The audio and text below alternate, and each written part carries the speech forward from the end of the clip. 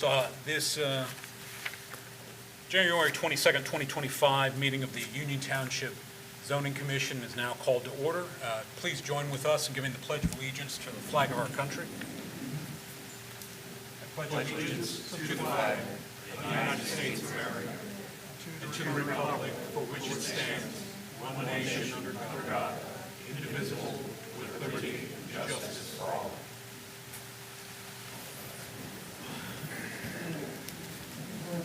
Thank you. The first order of business, roll call of commission members. Mr. McCormick. Mr. Shannon. Yeah. Mr. Wing. Yes.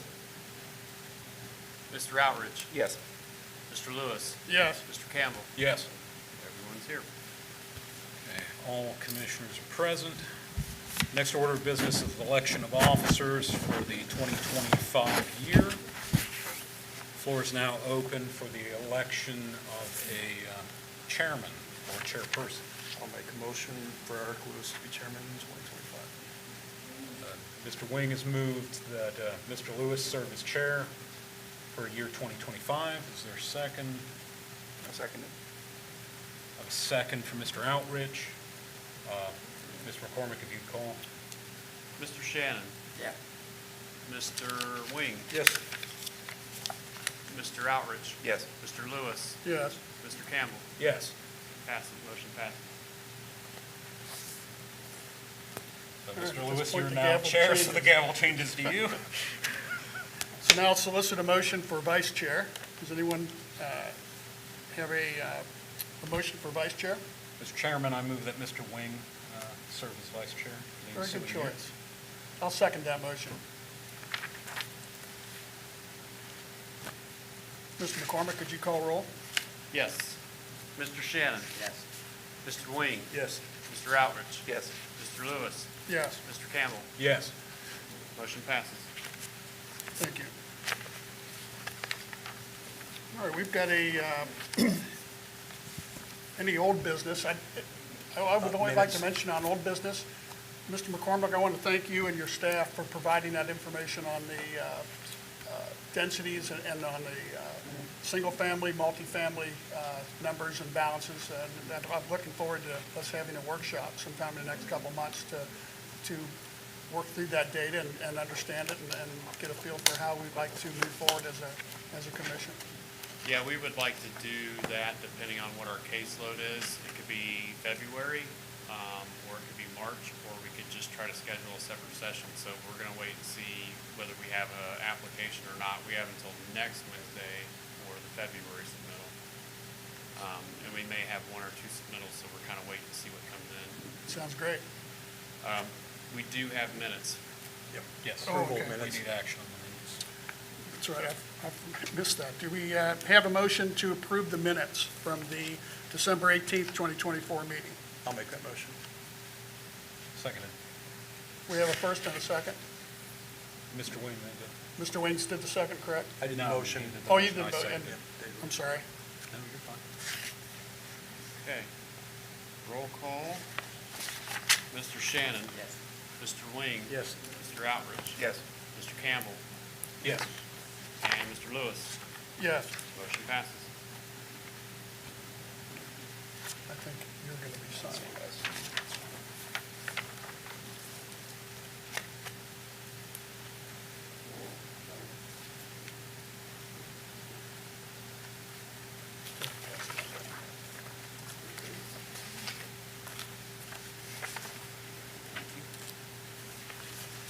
Now, the continuation of old business. Also, we have a workshop availability, is that correct, coming up? And we're looking for members, and I would encourage anyone, I've been to 2 of these workshops. I think they're very beneficial. Yes, that is the training exercise email that I sent you. I had to look up the program, because if you click on the program, they don't have it all scheduled for the whole day, but they have the prospective sessions. I don't know that that's going to be all of the sessions. What I recalled in going to that in the past is that is a program that lasts from like 8 to 4 roughly, and that you have multiple sessions going on at the same time. And so you can kind of pick and choose. It's been a couple of years since I've gone to it, but I always found it to be a pretty good thing to go to. For staff, we'll have one or two people go, and whether I go really depends on who else wants to go. That's February 28th, correct? Yes. That's So a- far, It's a good opportunity. yeah, so far I've got 6 or 7 people that are on boards that have indicated they'd like to go. And then I'll at least have 1 or 2 staff members probably go. But I need to know by Friday because I want to get those in so that there are spaces for everyone and get the PO set up to where we can pay in advance because that takes a couple days. Sounds good. I encourage everyone to try to make it. All right, for new business, we have the speaker notes. Is that correct, Mr. Campbell? Yes. And could you read a statement regarding the proceedings and how the proceedings work? I'd be happy to, Mr. Chairman. So prior to this, to hearing the case this evening, we want to provide a brief overview about the process. When a case is called, we will hear from the applicant or their representative first. The commission reserves the right to question the applicant at any time. After the applicant's presentation, we will open the floor to anyone who wishes to speak in support of the proposal. Then we will open the floor to those wishing to speak against the proposal. Those wishing to speak must fill out and provide us with a speaker registration form, which are in the back of the room. All speakers must speak at the podium and into the microphone for recording purposes. Each speaker must identify themselves for the record. The commission reserves the right to ask questions of persons speaking against the proposal. The expectation is for speakers and observers to maintain the professional decorum of this meeting at all times. We understand that individuals are often passionate regarding their positions and preferences, but this meeting cannot function properly if it becomes unruly. We ask that all speakers be conscious of the time and that speakers be concise and avoid making repetitive statements where they can. Once those in opposition to the proposal have spoken, the case will be closed for public comment. Discussion at that time is limited to the commission, although the commission may question zoning staff, the applicant, or those in opposition. After discussion, the chairman will call for a motion from the commission. This motion requires a second, after which the motion itself is opened to discussion. A vote will be called and action taken on the motion. When a motion receives a majority vote, the commission issues its recommendation to the Board of Trustees in accordance with the wording of the motion. Our options are to recommend approval of the requested change, approval of the requested change with some modifications, or denial of the requested change. The purpose of the motion is to make a recommendation to the Board of Trustees regarding the case. The authority to grant an applicant's zoning request or to deny an applicant's zoning request rests with the Board of Trustees. This case will next be heard at the next meeting of the Board of Trustees, which is scheduled for Mr. McCormick. February 25th, I believe. 25th, but in this case, they may have to schedule a separate meeting. I'll talk about that during the report. Thank you. I appreciate it. Thank you, Mr. Chairman. Okay, thank you, Mr. Campbell. All right, our first case tonight, and only case, is case 1-25-Z, Plan Development Zone Change Request submitted by MER Land Development LLC. Mr. McCormick, could you please provide a case summary? Yes, thank you. So the case number was referenced by our chairman. The applicant is MER Land Development LLC. The site location is an unaddressed parcel on Old State Route 74. And I've got some typos in there, I apologize. The parcel number is 373103E062, and the size of the parcel is 37.652 acres. The existing zoning of the property is R3, planned multifamily residential, and the purpose of the proposed rezone to plan development is to establish a mixed-use project including residential, commercial, and recreational uses. The location of the property is on the south side of Old State Route 74 and is located between the two townships, Union Township and Batavia Township. A little over half of it's in Union Township. The road across the street from the project is Olive Branch Stone Lick, and the road that dead ends into the Union Township side to the southwest is Wood Chase Trail. Old State Route 74 is a major collector two-lane roadway with a left turn lane in the center, and the volume in that area is about 7,213 average daily trips in that area of the project. Olive Branch Stone Lake Road is a major collector two-lane roadway with a left turn lane in the center in this area with a volume of approximately 4,902 average daily trips in this area. These numbers might be skewed a little bit because they are the most recent numbers, and our traffic patterns in the area have changed as a result of what's going on with 32, so they could be a little low or they could be a little high depending on what's going on until we get the final traffic patterns that emerge from all the construction activity that's been occurring. In terms of the zoning of the property, I only showed the Union Township side. The parcel is zoned, as I mentioned earlier, R3, and I'll mention how that came to be here in a moment. The adjacent property to the southwest is zoned single-family detached structure, R2, and then to the northeast, it's R1, single-family detached structure. To the north, across from the frontage is business property, and to the northeast is industrial property. And then immediately to the south, we have a planned development piece, which is one of the redwood properties, and then we have a parcel that's zoned estate residential to the southeast. And in the Batavia side, there are parcels zoned industrial adjacent to the property. Here's the oblique imagery. This one's a little bit, I think, older than the other one I'm going to show in a minute, but it kind of gives you more of a general overview of the property. You can see there's an overhead power line easement that kind of cuts through it in the area where I'm kind of moving the arrow right now. Wood Chase is right here on this slide. This is Old 74, and then across the street is Olive Branch Stone Lake Road, and then you've got, I think it's Rondo. I'm gonna have to go back and look at that here in a moment. That is this one here, and I took pictures in these areas, and we'll show you that. I want to stop here for a second before I forget. So this process, for everyone's benefit, to describe this, like, this is the first stage of a rezone process. So the first stage is for the applicants to go to the zoning commission for a recommendation.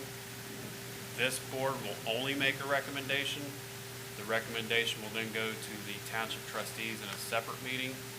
The separate meeting at this point, normally you would go straight to the next meeting in February. The meetings are typically the second Tuesday of the month. The trustees moved the meeting in February once, and then they moved it again because they had board members indicating that they couldn't make one date and then the other date. So when I talked to the applicant prior to the meeting about a week ago, the applicant indicated that he could not make the rescheduled date with the trustees, which is currently February 25th. So we are either going to have a separately scheduled meeting for the trustees, which we brought up at our trustee meeting that we had, last week, that this could happen, or if it moves forward, he may ask to potentially be deferred into the March meeting, which would be the second Tuesday of the month, unless they would have to reschedule it. So right now, I don't know what that date's going to be. I just know that whenever we figure that out, we will send notices out to everyone who is an adjoining property owner or who owns property within 200 feet, and we'll put it in the newspaper again, and we'll post it on the website. But again, this is the first of 2 meetings at Union Township. In Batavia Township, they also have to go through a rezone process. And in Batavia Township, they actually have to go through 3 hearings, 2 at the township and 1 prior to that with the county. And so, no matter what, this project has quite a few public hearings left. This is just the very first one out of the 5 that we know that they would have to have. And again, this one is for a recommendation. The trustees meeting is really where the decision is made in terms of to approve or not approve the recommendation that the zoning commission forwards. So I'll move forward with the rest of the staff report. And looking at the township's comprehensive plan, I did highlight both parcels, but we're really more focused on the western parcel here on this slide. So the Horizon 2030 comprehensive plan for the township indicates that the proposal is located within the Olive Branch Stone Lake corridor, where a significant portion of the property remains vacant, underdeveloped, or is otherwise agricultural in character. Majority of the land north of 32 is zoned single-family residential district, whereas the southern portion of the corridor is zoned a mix of business and various residential zoning districts, including the Redwood Plan Development PD that you saw on the prior slide, that area to the southwest. The comprehensive plan acknowledges for this particular area that mixed density residential development, high quality multifamily development, and integrated commercial residential development may be encouraged where appropriate due to the proximity of existing services and transportation infrastructure. Furthermore, the plan specifically recommends buffering, landscaping, and cohesive greenway design to ensure high-quality growth and development. Additionally, the plan calls for planned development zoning, PD, as the preferred development method in the corridor, which is what this application is proposing for the zoning. And the plan also focuses on the preservation of wooded hillsides and other natural areas, and also calls for the appropriate access management strategies for the new developments. We'll come back to some of these items here in a moment when we talk about the actual proposal. Here's another oblique image. This is, in my opinion, a better image than the previous one. There's a better quality image here. You can see the power line that goes through the property in Union Township. You can see where there was some sewer work done along the creek. And you can see the creek here, which I believe is Shaler Run. You can kind of see some of these offshoots of that creek that you'll see in the plan. I think there's one in there possibly. But the main creek is this one right here. When looking at the oblique and trying to overlay the proposed plan, this is approximately what it looks like.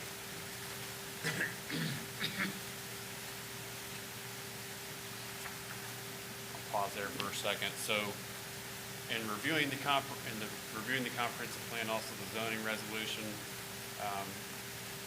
you're looking at the policies and recommendations that are in the comprehensive plan, as well as Article 6, Sections 680 to 684 and 687. The PD requirements for submittal are found in 684. Supplemental provisions are found in 687. I won't read all those to you. I put those in the staff report in full. In terms of the background associated with this property was rezoned from R1 residential to R5, which we no longer have, in 1990, along with 2 other adjacent parcels to the southwest.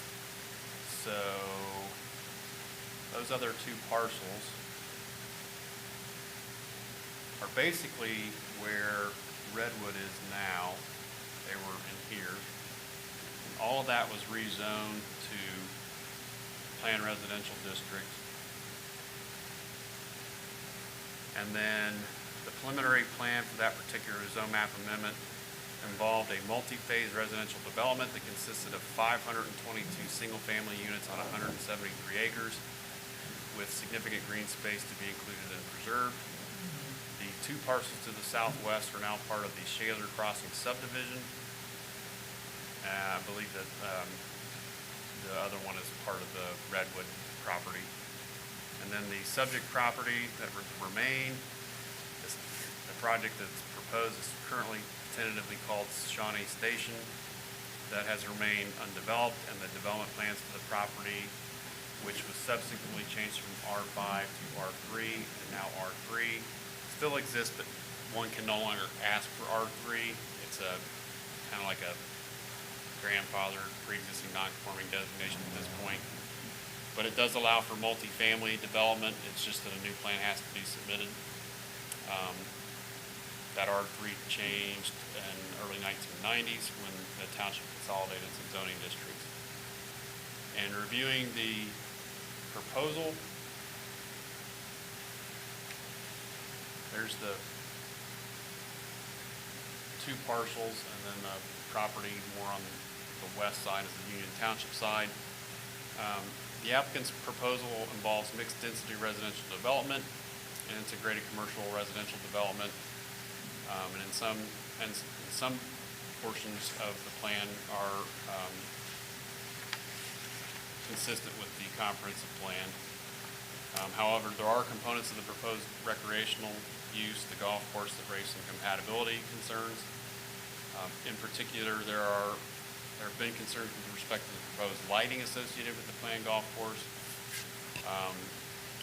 One, that the proposed light to be emitted at or near the property lines and road right-of-ways would be at or less than what we would typically see on residential development, which usually is at 1 foot candle or less, for like the neighbors' lights or whatever. They all have to be downward directed and shielded. And then the other aspect associated with lighting is the proposed hours of operation in the evenings. So, and then there's another element that we will touch on related to the golf course that's come up here in a few minutes.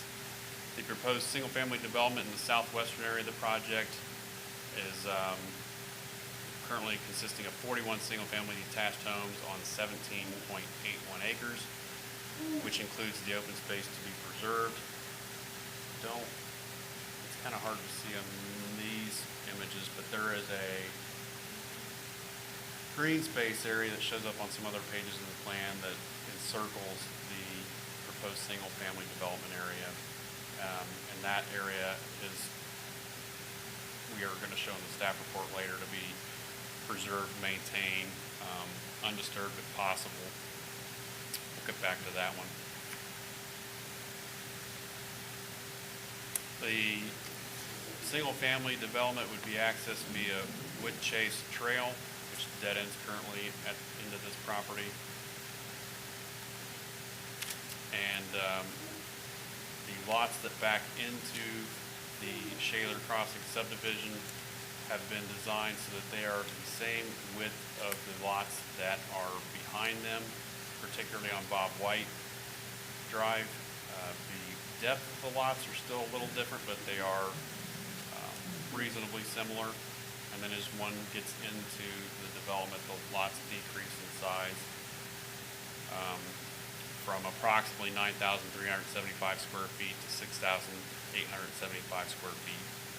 And with the minimum widths reduced from 75 feet to 55 feet.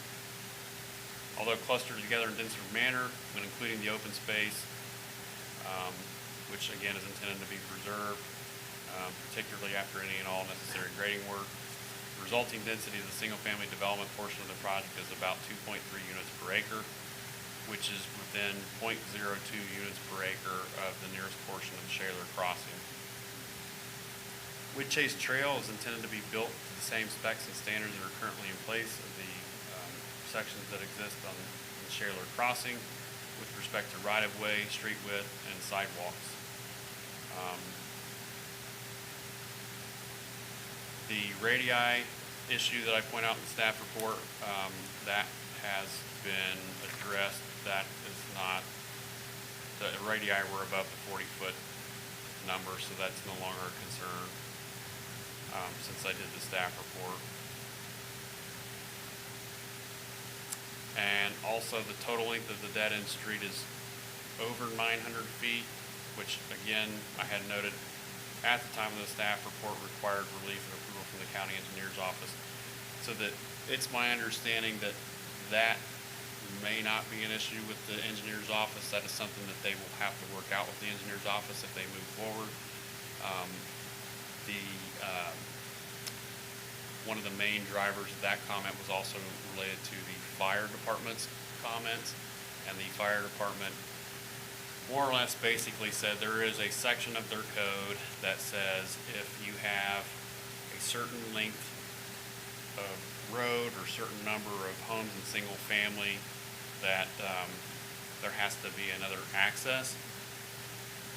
What's interesting is that you can have 3 times as many multifamily units and that not apply. I don't know why the difference, and neither did the fire department.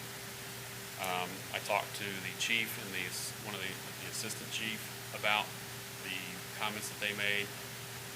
Initially, they were going to give me a separate report, but after reviewing it, they had indicated that we've not been strictly applying that everywhere. And so to be equal and fair about how it's been reviewed in the past, they're not, the fire department's not pushing that particular issue. So if there's an issue with the dead-end street system at all, it'll be something that has to get identified and worked out with the county engineer's office.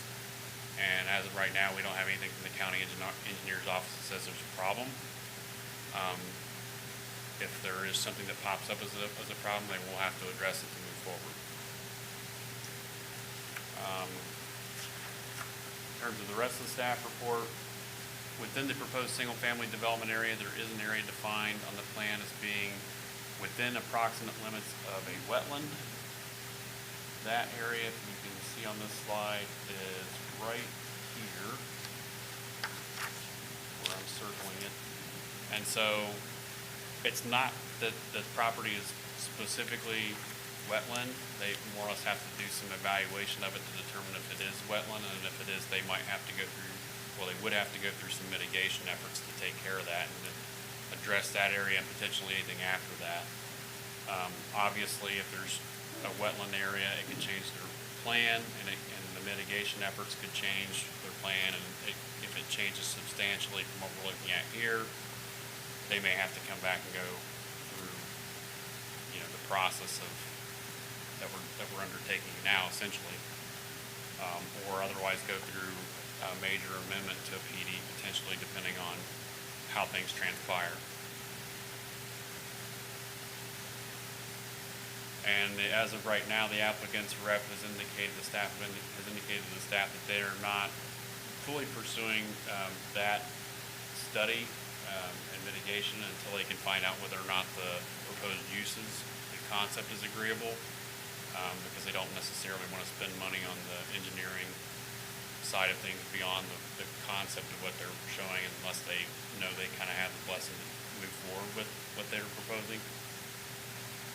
In terms of the proposed single-family attached condo area of the project, that is up here in the northeast corner. Most of that area is going to be, as far as the building units, will be in Batavia Township and Union Township. There would be a proposed 3 buildings, 28 single-family attached condo units total on 3.181 acres with a density of 7.34 dwelling units per acre.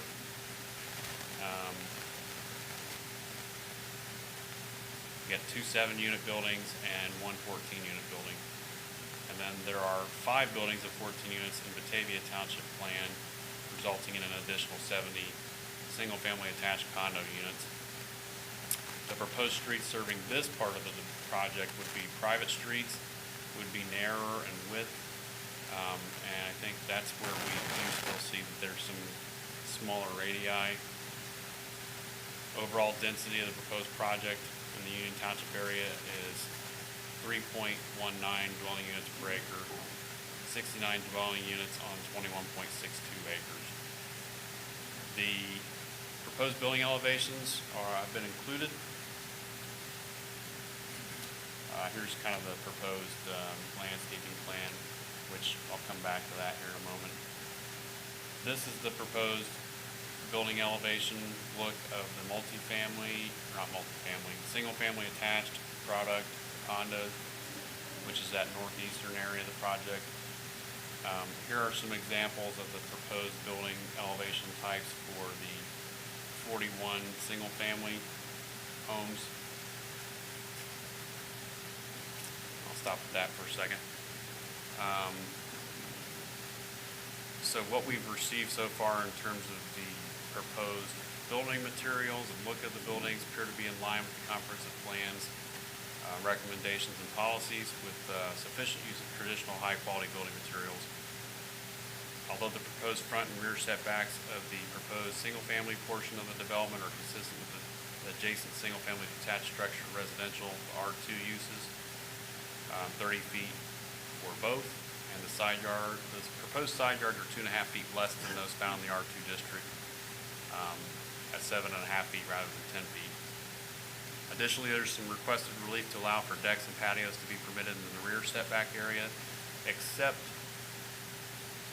for the lots that abut the Shaler Crossing subdivision, which the green area indicated in here acknowledges a 20-foot landscaping vegetation preservation area that would allow no decks, patios, or other improvements within the rear yard of those areas. That would be strictly to maintain the vegetation that's there, or if something is taken out, like for example honeysuckle, they would have to put in, good quality tree or something else to compensate for something that's getting taken out. Although landscaping plan has been introduced, staff proposes existing vegetation that may be disturbed on the southwestern portion of the project adjacent to Shaler Crossing be replaced with high-quality, reasonably mature vegetation, as I just mentioned. Additionally, some landscaping may be needed in other areas, such as other disturbed areas, street areas, additional dumpster areas, etc. In general, staff finds that a riparian corridor along Shaler Run should be established in a manner that is consistent with the Clermont County's Soil and Water Conservation District's standard recommendations, which I did not have when I wrote the report, but I received after I wrote the report, and I'll show those in the updated recommendation slide here in a minute. And that all efforts should be directed to preserve the existing grades and land cover near the aforementioned stream, as well as any area that contains mature, healthy, high-quality plants and habitat area. Finally, staff finds that efforts must be made to preserve wooded hillsides and other natural areas, maintain and or provide positive drainage away from existing development, and keep well clear of any and all identified easements consistent with the comprehensive plan. There is an HOA document that has been submitted as part of the applicant's statements and enclosures, which sets forth the intended maintenance measures for the development area. That is for the residential development area, not for the golf course itself, which is a separate area entity to be maintained. Remaining technical questions and issues will be in the recommended modifications section here in a moment. As far as the action required, we're looking at sections 680 to 687 of the zoning resolution for the PD process. We're also looking at, as a rezone, Article 4, sections 404 and 410. And specifically, with rezones, we're looking at that the applicant provide a statement of the reasons for the proposed amendment, and that they provide a statement that explains the ways in which the proposed amendment relates to the comprehensive plan. And then the board, in turn, in the written decision, shall indicate the specific reasons upon which the recommendation is based, to include in the basis of determination that the proposed amendment is or is not consistent with the comprehensive plan. And some of that also has to do with, is the proposed development compatible with the area reasonably, the character, is there a proposal, is the proposal creating a substantial harm, like a quantifiable substantial harm, things along those lines are also generally things to be considered. Before I get to the recommended modifications, I'll go through these slides of the site, and some of these, obviously we did off the Google drive-by. There was so much snow that I, for the last week and a half, only took a couple pictures because it was really tough to get good pictures otherwise of what was there. The good thing is the Google Drive-By was updated between August and October of last year, so we have pretty good shots. The only thing is you have to remember that that camera's pretty high up in the air, so in some cases, like, the visibility isn't quite as good as it seems. So this is looking east towards proposed Old State Route 74. The site is on your right. And this is looking west towards Old 74, and the site would be on your left. Oops. This is looking south at the intersection with Olive Branch Stone Lake towards the proposed Old 74 access area. You can see the power lines there. And this is looking north, across from that area where one would have been standing to take the previous picture, at that intersection, away from the property. This is looking northeast towards the proposed Wood Chase Trail access, which would be at the very end here. This is what it looked like last week. You can see through the woods a little bit more. Barely over the top of that snow, there's a public hearing sign. We did put them out, but some of them didn't survive the snow, and some of them are hard to see because of the snow that was plowed. This is looking southwest, the other way in towards the subdivision on Wood Chase Trail. This is on Stoddard Lane, looking southwest. Stoddard Lane is a very pretty narrow area of road access, and it seems to get more narrower the further back you go. That is the VFW there on the right.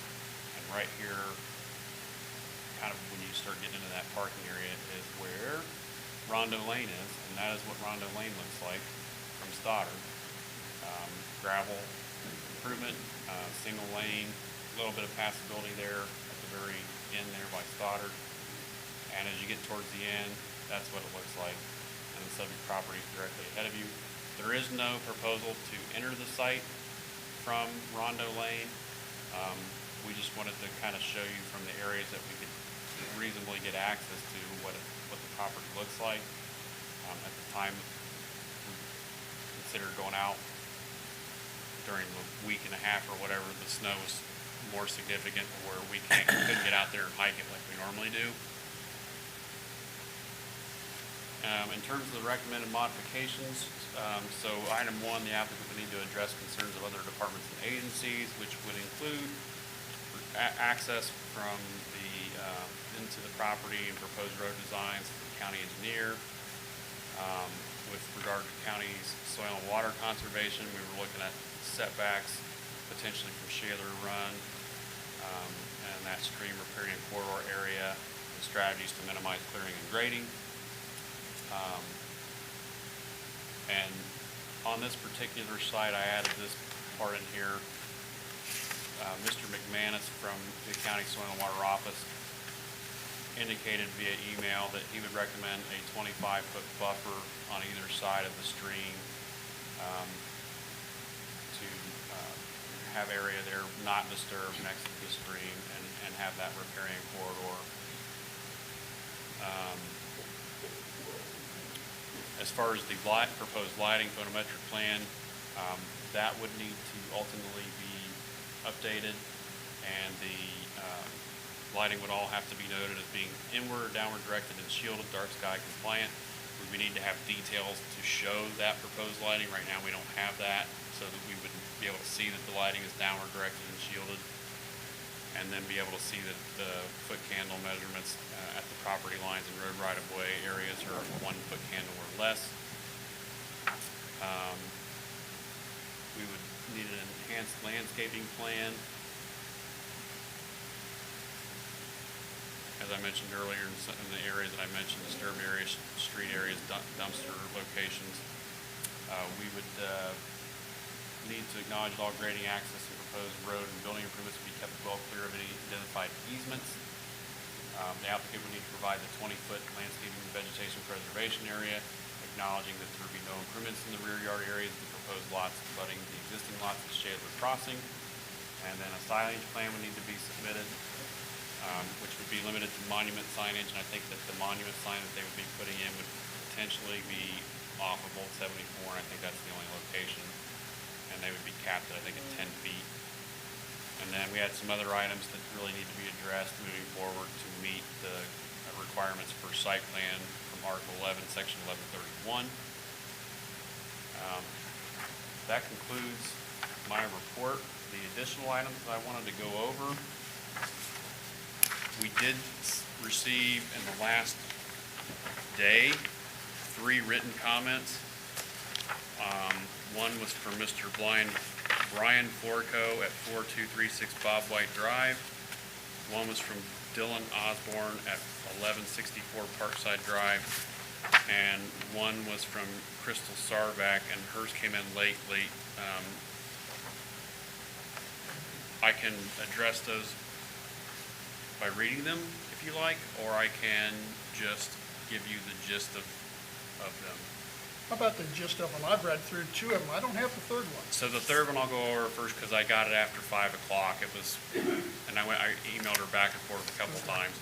But before you do that, just to be clear, is the applicant proposing to operate the golf course and the driving range in non-daylight hours? Yes, during certain months of the year. Oh, okay. How, did it say, It's in their narrative. So that's why we're looking at, the lighting that you were talking about is for, okay. Yep. I did not put the lighting plan in the slides, but it was like, really, you could kind of look at the upper left-hand corner of the lighting, and you can see where the lighting was being cast to kind of have an idea if it was Yeah, but I've towards. seen driving ranges, and I understand the kind of light you're dealing with the driving range, but we're looking at a residential area here, so they're definitely looking at nighttime operation. I just wanted to be clear on that. Yeah, and the applicant can speak to the time period that's more applicable to, because the golf course would completely shut down certain months of the year, and the lighting is more dependent on like whether it's spring, summer, or fall. All right. But they'll have to address that particular item. They have someone here that did the lighting plan, I think, to speak about it. All right, thank you. Let's move on to the letters. So the third comment that I got kind of late, really just pertains to proposed lots 1 and 41, which are these first 2 on either side of the Wood Chase proposed extension. On some of the paperwork, it looks like, particularly this one here, which I think is lot 1, they're proposing a 30-foot front yard setback off of the new street, and also looks like the buildable area would be about 30 feet off of the right-of-way or the front on the corner here. And then on lot 41, the proposed front yard setback is 30 feet, and then the one on this side here facing Wood Chase looks like it's less, but in the paperwork, the other paperwork, it states flatly that they're looking at a 30-foot setback, and normally we would apply the 30-foot front yard setback on the corner lot to both front yards. And so basically the last comment I received was from the lady that lives here in this house here, and her main concern was that those lots that continue, if Wood Chase continues, she wanted them to be, as far off of the road as the other houses, so that they would have a 30-foot setback, basically. That was her main concern, in summary. And so I went back and forth with her about that, and I said I would indicate that was an issue we would talk about, and that was Mrs. Sarvik. As far as the other comments, the first one I sent you was from Brian Florco on Bob White Drive. He couldn't attend because of some business, but he wanted to indicate he was very interested in being here. He just, things happen. He would likely come to a trustee meeting if he can make it. We had talked before by email and also virtually. He understands that they have a right to develop the property. He had an understanding that the current developer has had the property for 30 years, but I don't think that that's the case.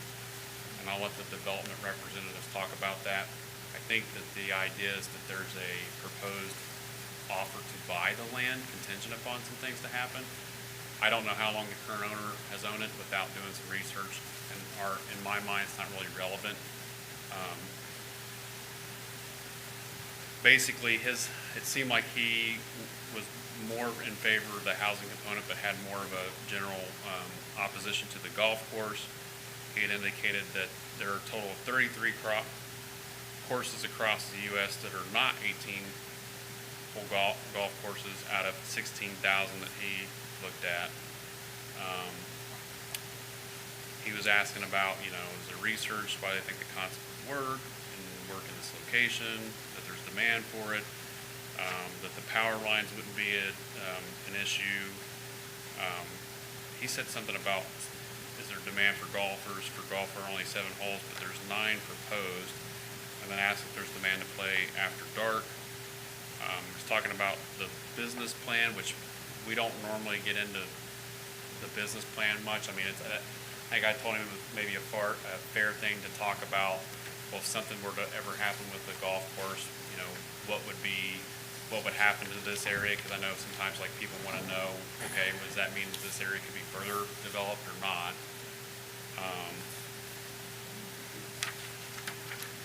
And basically,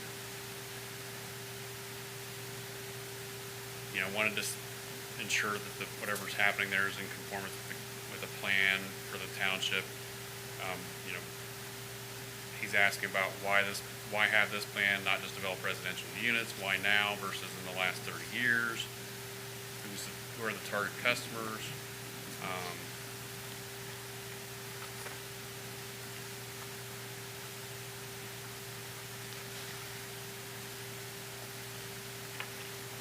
Basically, why not just develop it residential, and then how many hours, how much revenue will be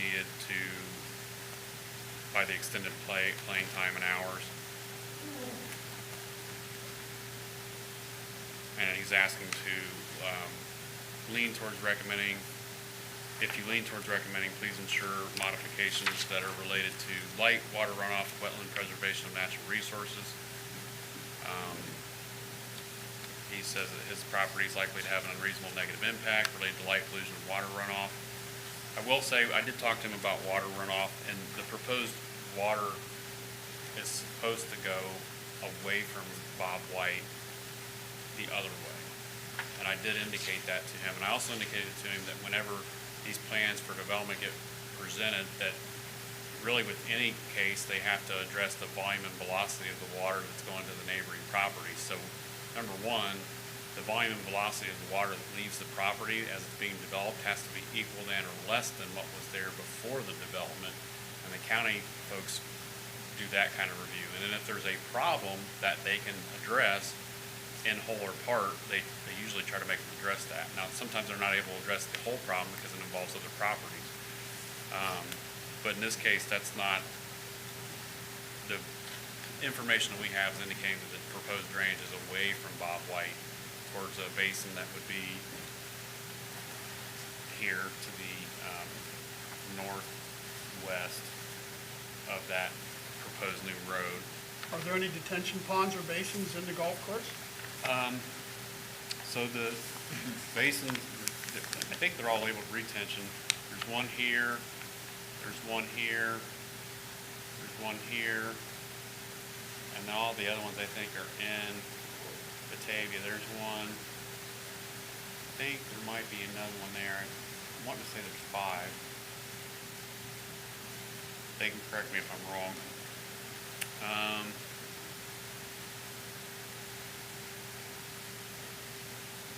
Again, there's some belief about once this gets reviewed at a higher level, there's going to be potentially some other issues with stormwater, which is entirely possible, including the wetland mitigation. We really don't know until that happens, and a lot of times that's not going to happen until the applicant gets further down, with regards to who the applicant is, further down the construction process. So right now, there's a conceptual level review. The more detailed analysis really comes when they start looking at the construction level review.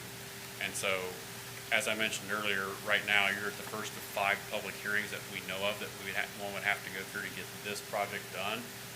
Even if all that happens, they still then have to submit construction plans, and that's a whole different set of things that have to be addressed before development can happen. So there's a lot of steps and codes that still have to be addressed for something like this to move forward. And then he's essentially asking that there be consideration given to the things that he's mentioned.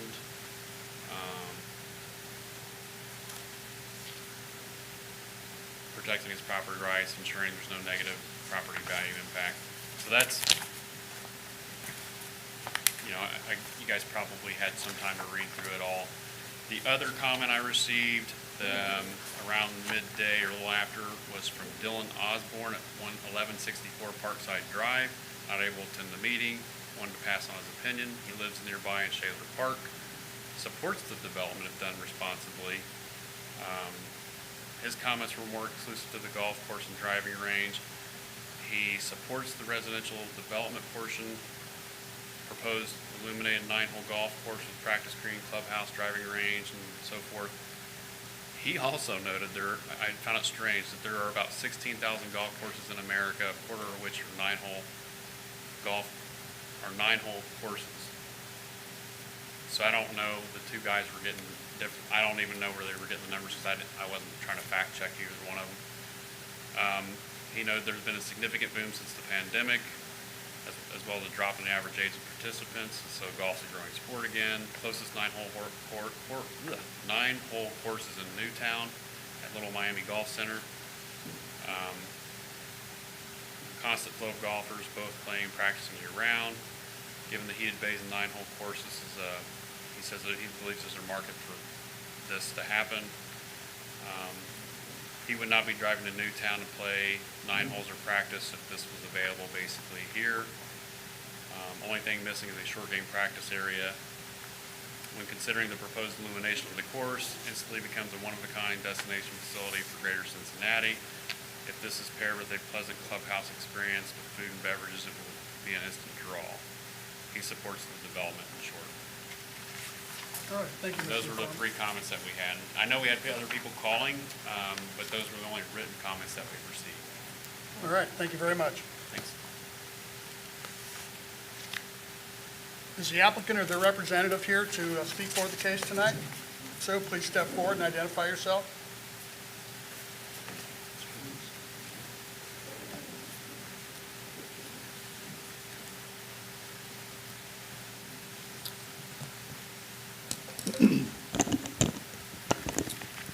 Good evening. My name is Robert Gerwin from MER Land Development.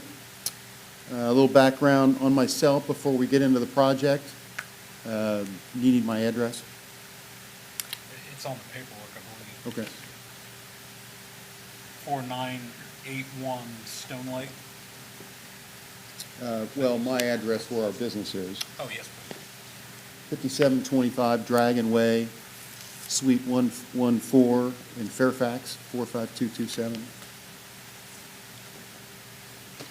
All right, thank you.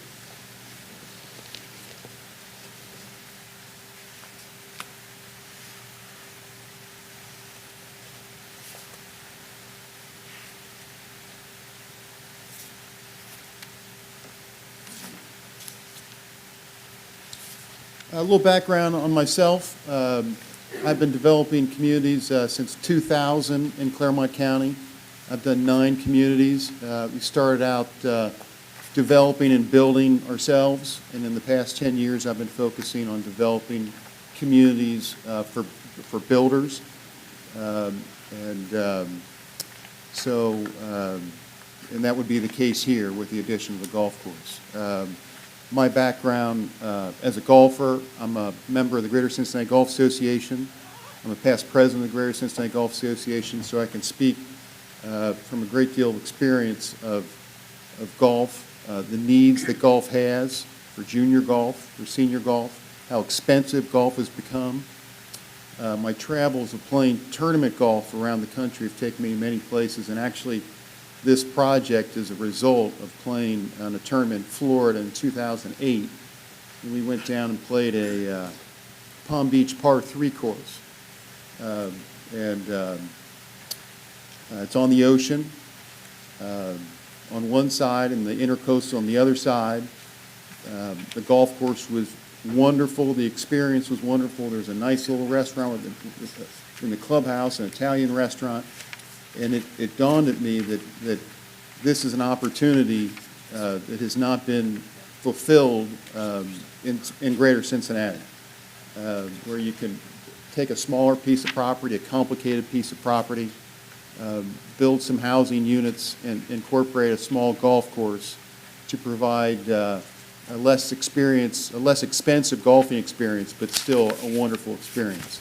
In this property with the creek and the topography and the trees, it's a beautiful piece of property. So I'm very excited about going through the opportunities and the work that needs to be done to get it approved, but I think it'd be a great benefit to the community, not just the new community, but the Clermont County and Union Township as a whole. So I provided some photos there to Mark to pass around. One is, I don't know if y'all are golfers, but I grew up with listings of the top 100 golf courses in America, and they're 18-hole golf courses. And in the past few years, there's now a great recognition of short courses, of par 3 golf courses. And last year, they came out with the first, Golf League came out with the first listing of the top 40 short courses in America. And none of them are in Kentucky, Indiana, or Ohio.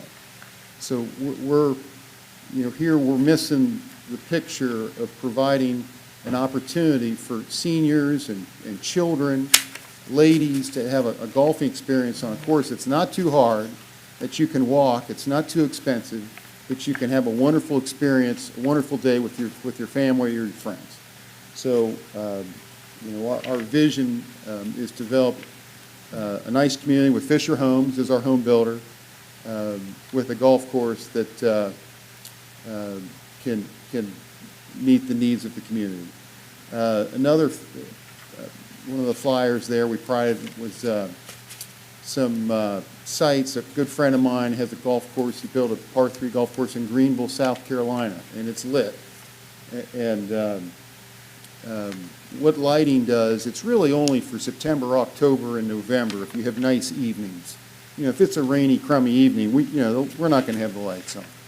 But it provides an additional amenity to the community to be able to come have dinner, go out and play some golf, or play golf and then have dinner. And my son is a good golfer, and his grade school had a grade school golf team, and they played the Little Miami Golf Center all the time. And fifth grade, 6th, 7th, 8th grade, these kids played Little Miami all the time. And invariably, because there were so many kids and so many schools playing, that he'd play the last 3-4 holes in the dark. So there really is the technology for lighting has changed, where you can control and I have the expert of the manufacturer of the lighting here tonight, and he'll speak later. So I just know enough to be dangerous, but they can control where the light shines, how much the candle light is, and it would create a real nice amenity to the community to be able to play the golf course into the evening. And we can control the lighting to not bother our neighbors, and that's important. And with that being said, as Mark talked about, we're talking about 98 condos. They're single floor living, so it would target empty nester retirees. And again, the price point would be, and Brad Callahan from Fisher Homes is here, and he'll talk a little bit further on that. But again, it'll lend itself to a more cost-effective position where people can have a condo, play a little golf, and enjoy the community. And then there's 41 single-family homes on the Union Township side, on the west side of the property. We did meet with Jeremy Evans, the Clermont County engineer. I met with him 3 years ago. I've been working on this project for almost 3.5 years now. Originally, when I brought it to the township, we were trying to do a multifamily, and it didn't make any headway. But Jeremy wants the entrance onto the property at the light. So we've incorporated that into the community. There is a bridge that we'd need to build. Once you cross the creek there, we've had John Calazamar from Contact has been out. He's done preliminary studies. That's included in the pictures there of what kind of bridge we would have to cross to access the property. It'd be comparable to the bridge that is on Old 74 on the top right side there, to the right of the driving range. There's a bridge crossing there, and it'd be fairly comparable to that. We haven't done final hydraulic analysis and all the detail work, but he's done some legwork to give us an idea. We did meet with the fire chief at Batavia Township. His one comment was he would have to serve the clubhouse from behind the driving range, so we did a little employee parking area. And Jeremy Evans at the Clermont County Engine allowed us a second curb cut so that the fire truck, if God forbid we need a fire, but if they come in, they can go out. He did want, Jeremy Evans, he wanted the entrance to the condos and to the golf course to be a private road because of the product from Fisher Homes has some parking in front of the condos, and they'd be backing onto the street. So he needed it to be a private road, whereas for the single-family homes, that'd be a public road there. So we designed it accordingly to those county representatives and what their needs were. We have met with Chief Clemens at Union Township. The cul-de-sacs were a foot short in the single-family lots. We'll have that adjusted. He did make a comment about the concerns about the second access point, but he told me that was resolved. In terms of the water and controlling the water on the site, in my years, the engineer, as a developer, you always have to control your water. It can't go onto somebody's site.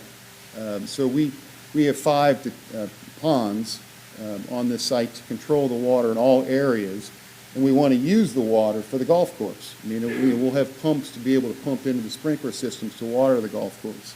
So the engineers here tonight, if you have any engineering questions, but the grades would be such that the water, in terms of on Wood Chase Trail there, next to Shaler, those lots, the water will drain forward and come towards the street, and then would work left to the detention pond at the end of the cul-de-sac. So, Clermont County would review all that and make sure it meets their specifications. But I've always found that if a person's concerned about drainage or there's water in their site, you would prefer somebody to come develop because they've got to control the water, and that water is not going to be coming onto your house and your lot anymore. So we can take care of that for that gentleman.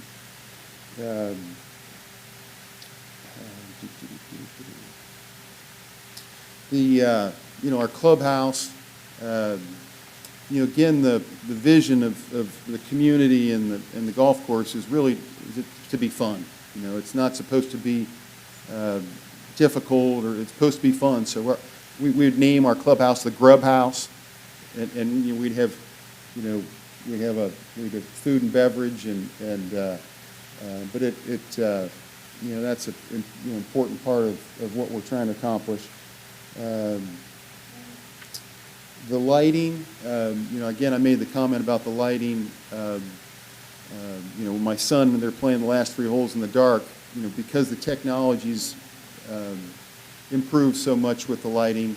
I think it's something that we can work together to provide that would enable the golf course to play later in the evenings. And again, since it's only 3 months in the fall and 3 months in the spring, I think it's something that I think it'd be okay. And I think people would realize that it creates a nice amenity for the community.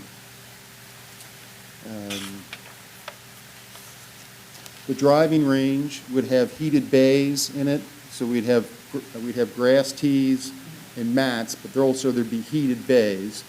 And again, I don't know if you all are golfers, but the heated bays would have the top tracer technology in it. So when you hit golf balls, there'll be a little screen, and you can see how far your golf ball's going, how much it's curving.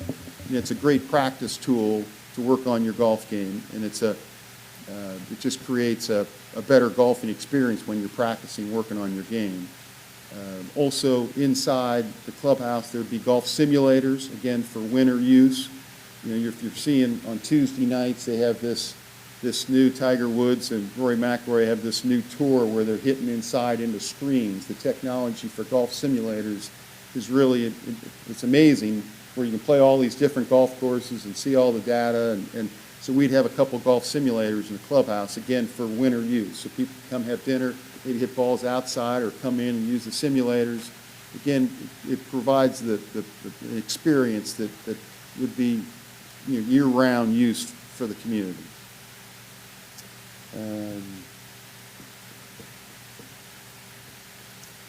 And then, as I said before, Brad Callahan from Fisher will be here, and then the lighting manufacturer's here also. His name is Jamie Schroer from Green Electrical Solutions. He's come down from Columbus tonight to discuss the lighting. So, any questions I can answer. Does any member of the board have a question? Not at this time. What provisions do you have for errant golf balls that would fly beyond the boundaries of the golf course, possibly into a residential property or a residential house? No, that's a great question. We do have 70 yards of width between the holes in the condos, but I'm sure somebody's going to hit an errant golf ball. So we'd probably have to have something in our HOA docks and at the golf course to accommodate insurance and to solve the problem if somebody gets a broken window or something like that. Correct, all right.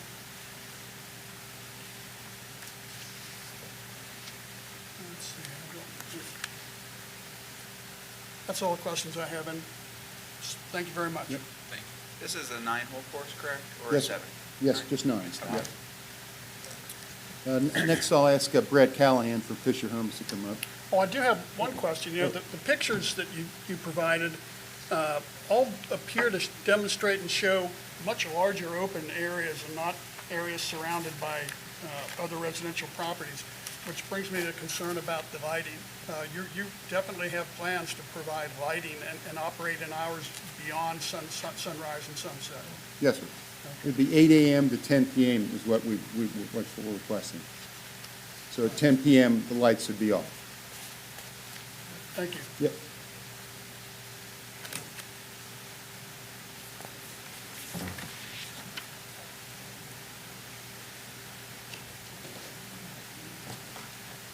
Good evening, everyone. Like Robert said, my name is Brad Callahan. I'm the land acquisition manager for Fisher Homes.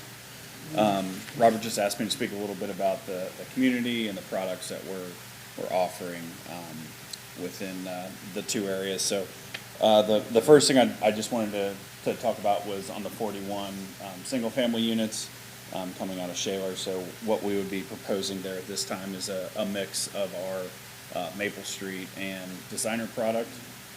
Certainly, it at least at this point, would be looking against the Shaler neighborhood to be our designer product. Those would basically start at in the upper 400s, which, as I looked at the neighboring areas, I think I found a couple in the mid 4s is kind of what I found. You're looking at 2 stories for the both products. You're looking at 1,800 square feet on the Maple Street up to 3,100 square feet plus. So you can get from the upper 400s, you can touch the kind of low 5s there, because those are just the base prices. So those would be, any options would be above and beyond that. And then even our Maple Street product would basically start in the low to mid 400s. From that standpoint, we're looking at all homes with basements. So depending on the topography of the lot. Some of them are going to be walkouts, some of them would be mid-levels, and then some of them would be just what we consider an upper, so it would have a patio on it, just depending on grade that way, but they would all be basements at this point. Most of them are going to be all of them are going to be 3 to 4 bedrooms, depending on whether it's a ranch. Our ranch plans start in the mid 16, it's about 1650 square feet. As far as that goes, we would offer a mix between 2-car garages and 3-car garages, just site dependent and obviously customer dependent, if that was an option that they wanted to have.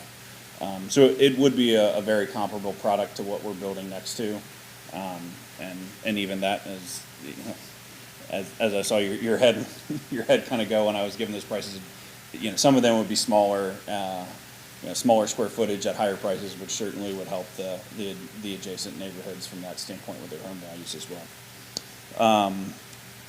So that would be on the single family. Then to go over to the condos. The condos, if you're familiar with our 12 Oaks neighborhood down the street, down on Clough, it would be that same gallery product. So not the duplex units, but the condos there would be the same, similar elevations is what we're looking at, similar product. So certainly familiar with doing those things within the township. We do feel that is it's certainly a need, as I'm sure you all have seen within the township. It's something that's been well received by our buyers and something that they're looking for there. So those right now we're looking at, right now they start in the mid 200s.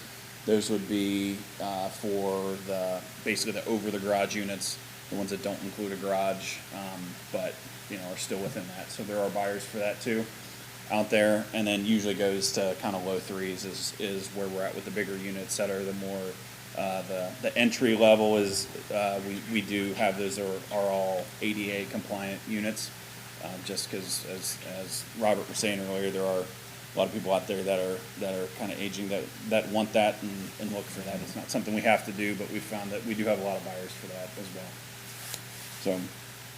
So other than that, like Robert was saying earlier, products are going to match similar to what we've done in the area. Most of our front elevations are going to include, brick, hard siding, stone, things like that, and just being consistent with what we do everywhere else in the township and in the county. Any questions for me? Concerns? Any questions from the board? Thank you very much. All right, thank you.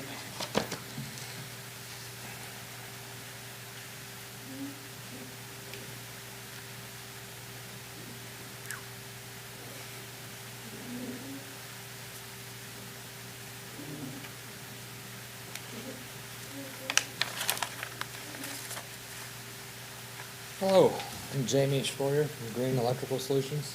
I did make the trip down from Columbus today, so can't stay too long tonight. Let's talk about the lighting plans a little bit. You mentioned that you did not add them to the screen. I'm not sure which version you got because there's multiple ones.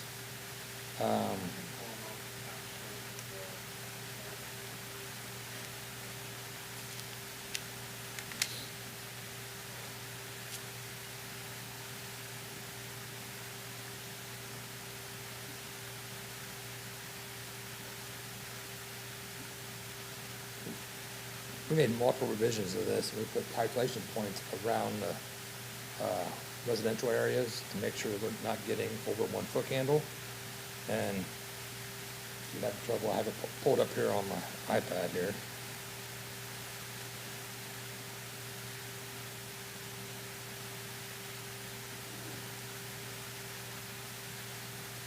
You able to plug this in?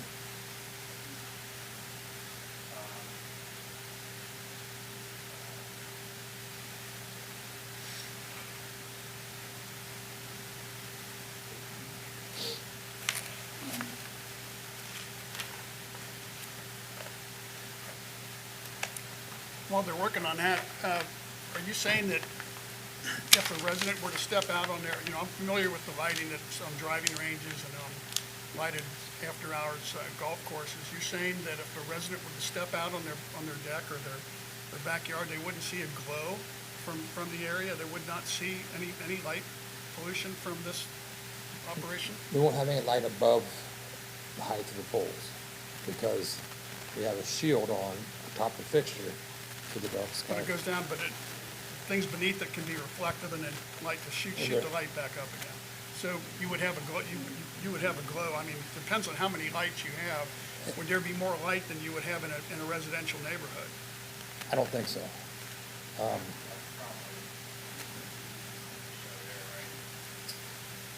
Yeah, no, that's an old one. Yeah.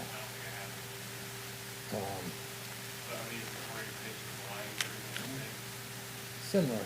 Then we gotta make sure we put calculation points all around everything, so that if we took a light meter out there and meet code, we would not be over 1 foot candle across the property line. And the glare, we use anti-glare LED chips. So you don't have a big glare like we used to on side of some buildings or old football fields. You can always tell what a football game was because you have big glow on top of everything. We're eliminating that. We have to because of all the stipulations of the dark sky requirements. So we're lighting what needs to be lit versus everything around. So hopefully that answers your question. It did, thank you. Great. I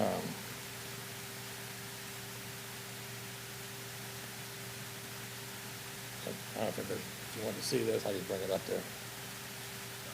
I don't need to see it. Anybody else need to see it? No, we're good, thank you. Yep. I would just note that, like, for them to get to the measurements they need to get to, the staff doesn't see it as a problem as far as meeting the 1 foot candle threshold. I mean, you can see by looking at this photometric plan that all of the lights are shining away from the proposed development area except for that one there. And that one there isn't really close to existing development. The existing development, I think this is Rondo up here. So it's quite the distance, and again, it would be downward directed, and then everything else is kind of faced the other way. There is some lighting that's directed towards the buildings that are new, but if you're buying into that, you would already know that was the case, right? On the Union Township side, they're all directed away from the proposed units and existing units, except for that one right there, which is gonna be no problem to mitigate at the property line. And we would not want them spotlighting outward. That's another reason why we want them to say downward directed and shielded. Yeah, but you still get bleed off, you still get glow. I mean, You may still be able to see if there's light there that wasn't there previously, right? Because it was a completely dark area. and you've got, when they're shooting down, you've got reflective surfaces down there that shoot it back up again. I mean, there's all types of things that can redirect the light once it hits one thing and then goes back up again. And a driving range in a residential area, I mean, operational during the day, I understand, And but the nighttime, driving range is in Batavia over here. it's in the Batavia area. Yeah, it's in that northeast corner. And then these, I'd have to go back to one of the earlier pages to show the holes here, hold on. So are we not considering the driving range in our, No, the driving range It's is in on the Batavia. other, is out of the township. is that of the township's? That's over here. And the township line is that pink line right here. All right. Is the driving range lit as well? Yes. It just doesn't have to. So the first 3 holes are entirely in Batavia. 4, 5, 7, 8, and 9 are in Union, and 6 is kind of split. So what type of lighting is actually in the golf course area? How often are there poles and how tall are the poles? Are they only at the tee-off positions? Only at the greens. There's also a couple of lights pointing over from that same spot to the tee box. So they're at the greens and the tee-off positions, but nothing in between. Right. And how tall are the light poles? 30 feet right now. I'm sorry? 30 feet. 30 feet. And here's basically the visor on top of each light. And on the calculations, it shows, what position each light is. For example, the tilt is 77 degrees. This is 90, 77, and then the visor goes like this. You have to put the stop light from going up above that space. All right, thank you. Any other questions? No, thank you. All right, thank you.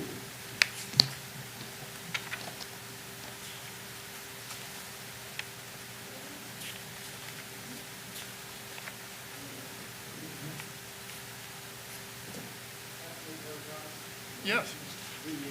The engineers here, he commented on those two lots on the corner, Mark, that we can provide the 30-foot setback in the front and on the side, on both those lots. 1 and 41, which are these two here. Yeah, Yep. yeah. And The other, that's gonna- the that other will be thing a that you can't requirement. really see on the screen is that it's two-dimensional. Really, there's a lot of topo, and the golf course works down the valley along the creek. So the lighting is down below the housing. The housing is above. So in the new housing, I mean, they're gonna know that the lights are there. So so I think because of the topo, that limits the effect of the lights as well. So, anyway, thank you very much. Thank you.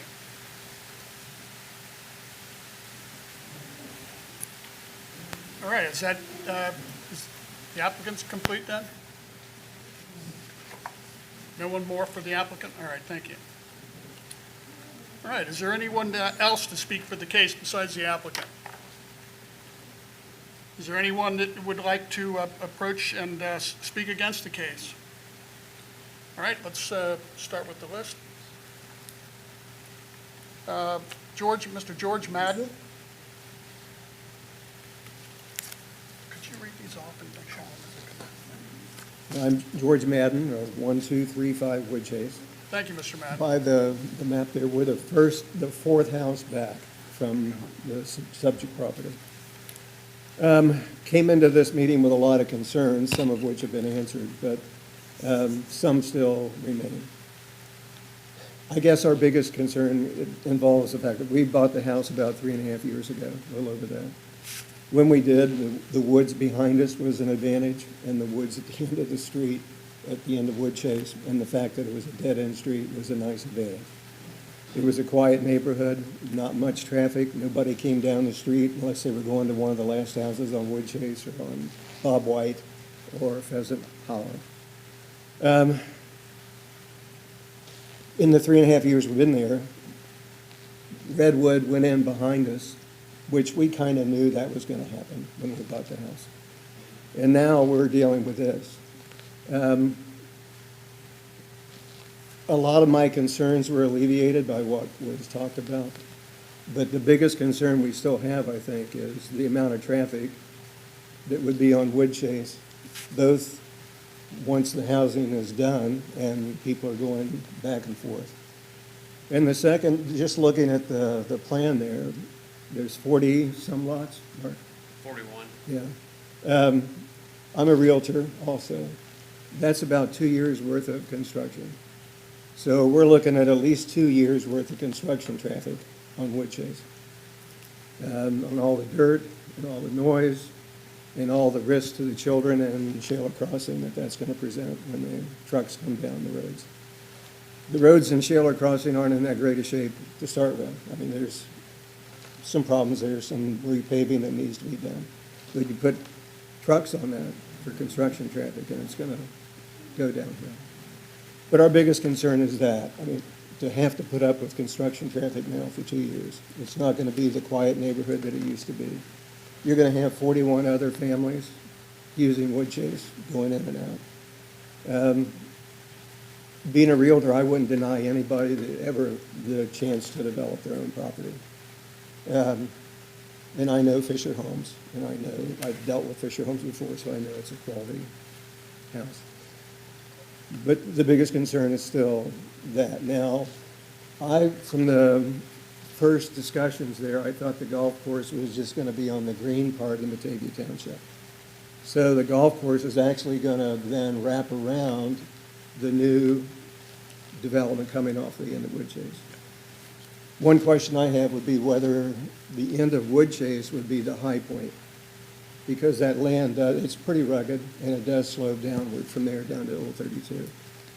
So is the end of Woodchase going to be the high point? We already have a drainage problem in our backyard, and the water drains from that parcel to the southwest. So it's going down through our backyard as it is. If water goes the wrong way, It can't, they're not allowed to develop anything that would increase the current flow that you have. And so if that were to happen, they'd have to come in and mitigate it. And then the county really manages that aspect of it. The retention ponds should take care of that. And it's to their advantage to manage the water. It's not to their advantage at all to lose control of where the water's going. I'll So ask that question because I know of a situation over in Deerfield Township. there are some areas. And one where like that. Dries developed it, Elliott Farm, and the people that lived across the street from that got their drainage pattern changed dramatically, and Dries wouldn't do anything about it. So, yeah, I'm familiar with that situation, but, and then, We're keeping a close eye on drainage, and Mark, that's an important aspect. with your cursor, could you indicate where the golf course is gonna be there? Yes, and Not to the driving. answer real quick your drainage question, so this area, this is the highest ground. Okay, And on this portion of Shawnee Trail, that's all designed to drain towards this proposed retention area, which, I mean, there's some ability to move some of this, but it definitely drains that way. And then this is the high ground and everything's headed towards the creek right. here, which is, you can see right in here in the middle. Will and this comment's been made already, I think, but will the homes on that street, the extension of Woodchase, will they be higher than the golf course? Oh, yeah. So it'll slope down from both sides of it? Yep. Because I know, having walked back through there, I know it's pretty rugged. Yeah, it drops, I mean, you can see the faint lines, the more lines or more shade, that means they're steeper. So, Right. a lot of difference in grade there. So if somebody stood at the end of Woodchase right now and looked out toward the new homes and the golf course, would they be able to see the light poles? That all depends Or on, is that gonna be below? I'm Yeah, not gonna that say will- they wouldn't be able to see them at all. It depends, because you gotta factor in like the homes, right, that would be there. Right. The drop in the hill and how tall the lights would be. It's hard to say, really. I mean, if there's nothing there but the lights, then I would say, yeah, you'll probably see something. But again, it's not supposed to be outward facing. A question for Brad Callahan, I guess. And Brad, I've talked to you before. We've talked about another property. The designer series, is that going to be in that section up next to the end of, currently, the end of Woodchase? And then Maple? Yeah, they would back up against Okay. And then the Maple will be farther down, the smaller lot. You had another question besides drainage. What was the other question? Well, one question was where the golf course was going to be. That There was was some it. confusion about that. So, it wraps around, holes 1, 2, and 3 wrap around from the Batavia side, here, here, and here. And then 4 is here, 5 is here, 6 is here, 7 is here, 8, and then 9. So it's pretty much on the outside of the proposed attached units in Batavia, and then works its way between the two areas, and kind of just stays there between those two areas.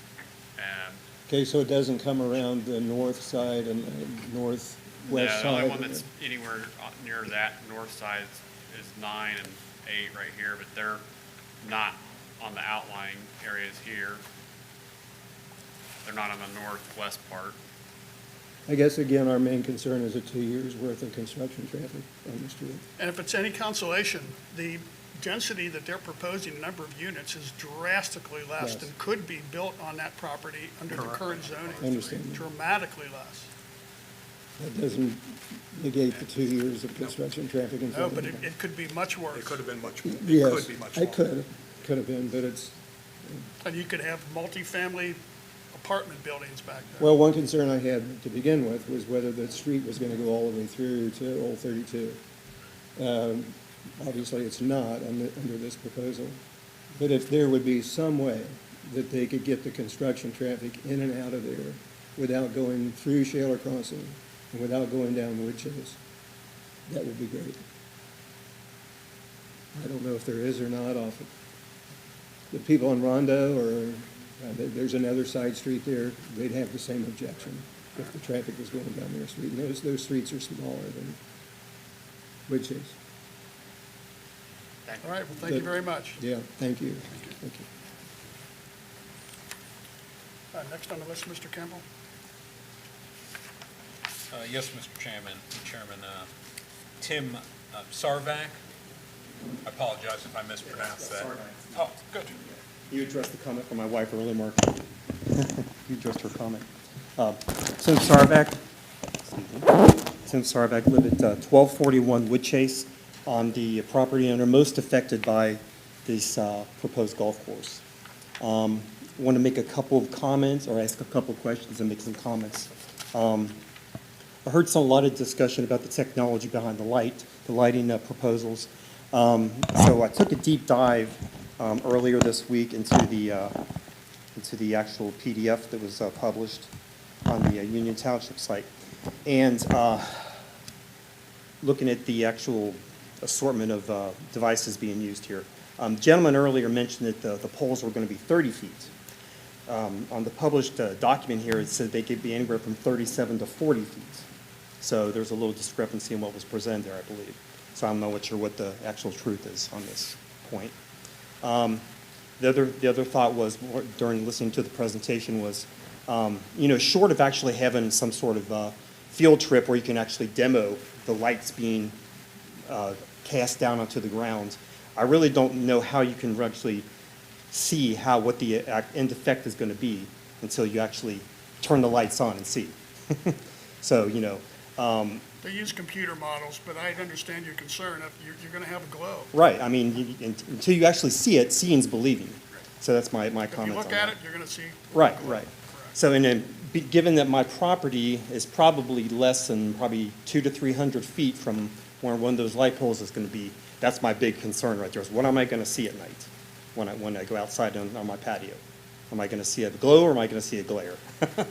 You'll see a glow, but Yeah. you'll still see a glow. Right, so, that's The way my, those lights are designed, it won't be, I don't believe it'll be a glare.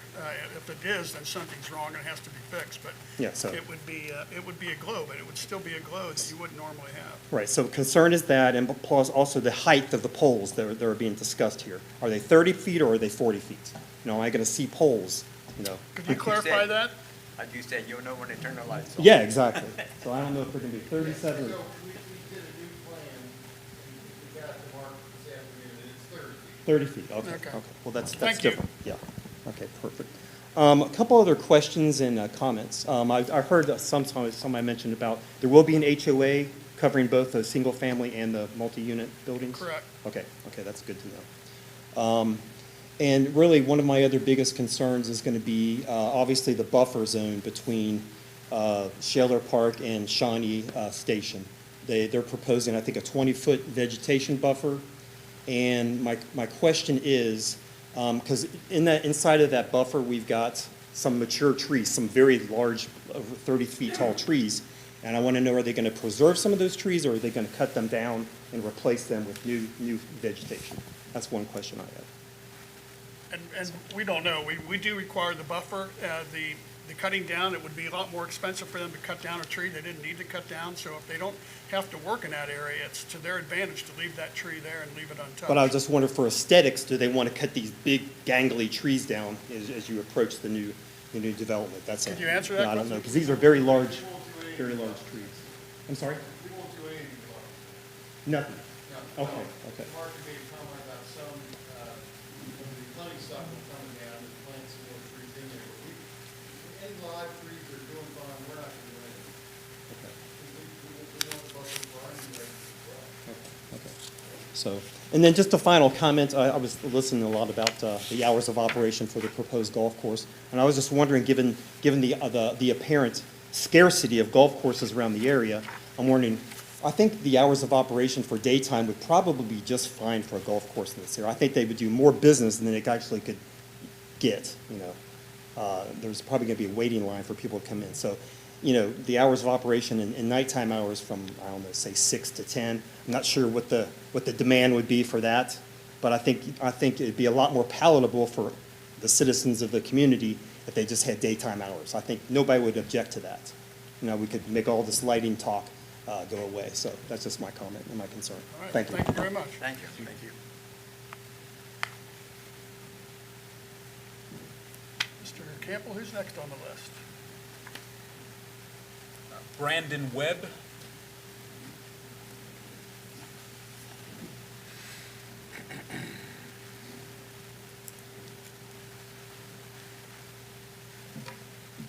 So yeah, name's Brandon Webb. I live at 1319 Rondo Lane, which is the gravel road that you referred to earlier. So obviously I am butting right up to this development. Quite a few concerns.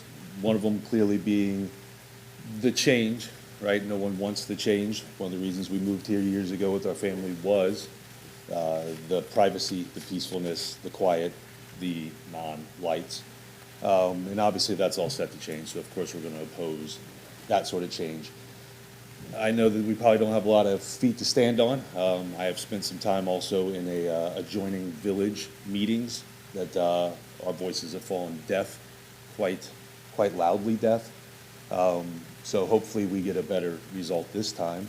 But one of my major concerns, and I know the water mitigation was talked about, as you know, this is a very hilled area. All right, we talked about the Shaler Run, the creek that runs through. And you had mentioned earlier with where the Shaler runs and then some offshoots, some tributaries. Well, I can tell you that there's 4 houses here. Also, what you talked about with the houses on Bob White, they all run down a hill. All those run into a tributary that is all of the drainage from all of our houses that go then into the main shutoff for Shaler.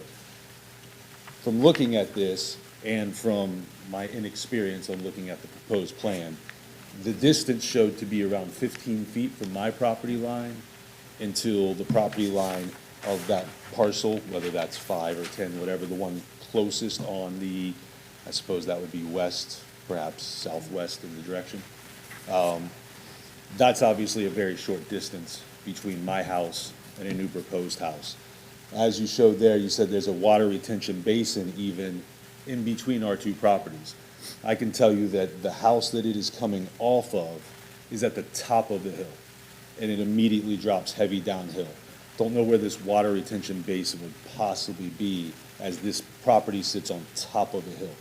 And all of that water then, as you said, is directed to run to that water basin, i.e. my house. It's all directed to run down there. So I'm not quite sure where all this water is supposed to go. I can tell you that that land where that tributary is right now, especially once we warm up, it all floods. All of it floods. That tributary rises above, it all floods.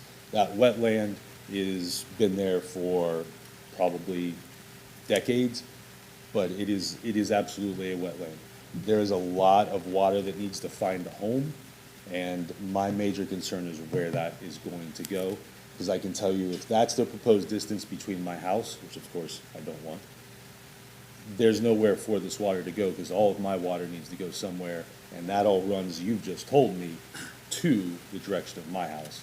So that is an obvious major concern, let alone the density, the traffic that comes along with this, right? Like, I intentionally didn't move next to a large business district, and now one is coming in with the traffic, the people, that stop light area off of 32, that backs up as is. You add all this to it, we're gonna add to it, let alone just the people who are gonna be coming. And at 10 PM, lighting in a residential area, my 10-year-old daughter probably won't appreciate that since it's already beyond her bedtime. So it's certainly not something I'm opposed to the growth. The residential part, while I certainly don't want it that close to my house, because that's why I moved there, to have this buffer that I understand is not my property, but was hoping to keep it peaceful as long as I could. But the last thing I want is now the residential combined with the commercial aspect on it. So I know that this is step one, and there are many steps to follow. But, hopefully we stop here at step one, so we don't have to follow with the rest. So, Thank you. appreciate it. Can I address one thing real quick? So Yeah. You think that the distance between, this is your property here? That is my property, yes. So the distance between your property line and this here is about 150 feet, maybe more. So that's why I prefaced it. So if you take the first house on the plot, couldn't tell you the number.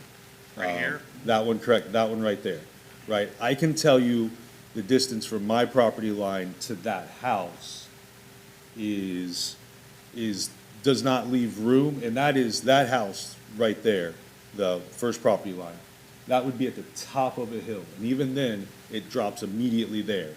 And so you're telling me there's gonna be a retention basin, a pond, in between that area where, That's what this right here is. and right, the different- that is where the creek is at a low-lying area. There's a hill above that, so unless they plan on building the house on stilts, that's not gonna, they have to do some major land change.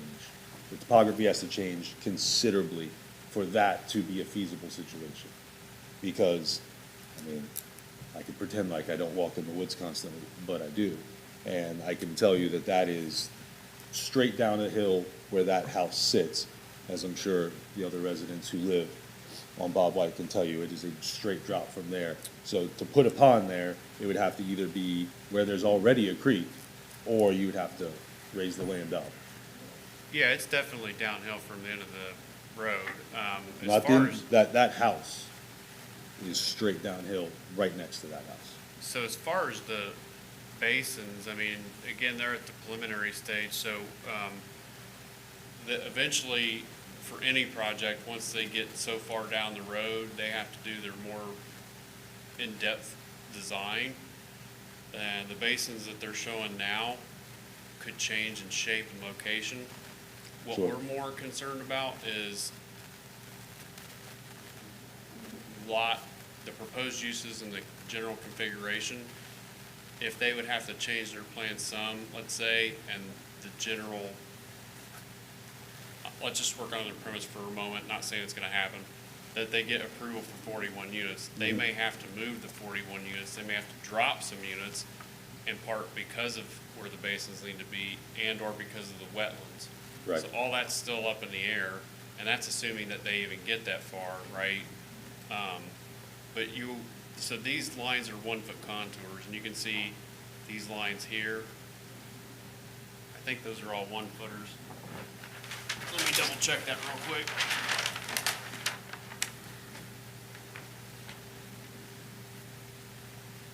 Yeah, they're 1-footers. I believe. 2 at the most. They are 2-footers, I'm sorry. So these, you can kind of see these like lines right here that are zigzagging. Yes. Those are 2-foot contours. And where you see them all bunched together is where you have even if they're 1 or 2-footers, that's where you start seeing the significant grade. Right. But again, it is preliminary. I don't know how much they'd have to answer, how much they've really looked at that and like how confident they are about that. But the distance is greater than what, it's not just 15 feet. Even from here to here, it's more like probably 75 feet because these are 75-foot wide lots. So if you can eyeball, put one of those in there, it's not 15 feet, but you can kind of see where the stream is, like what you're talking about. there's one right there. Yeah. I no. can't tell if it runs right there, if it It, runs it right there. runs all, so that is all low-lying area that goes straight uphill, in essence, where the houses are shooting out. The rest is creek that runs all the way before it connects where they plowed through the middle of it to run those sewer lines previously. So yeah, it, you know, all my years of, engineering, it doesn't match what is being shown here. So my big question would be, I suppose, not to have the direct conversation, but, have you put on your boots and walked out there? Yeah, well, I would have seen you in my backyard, and, that's not gonna work. Not to tell you something you think you know, but that doesn't work. I wish it did. All right, thank you for your comments. Thank you. Mr. Campbell, who's next? Bill Albright?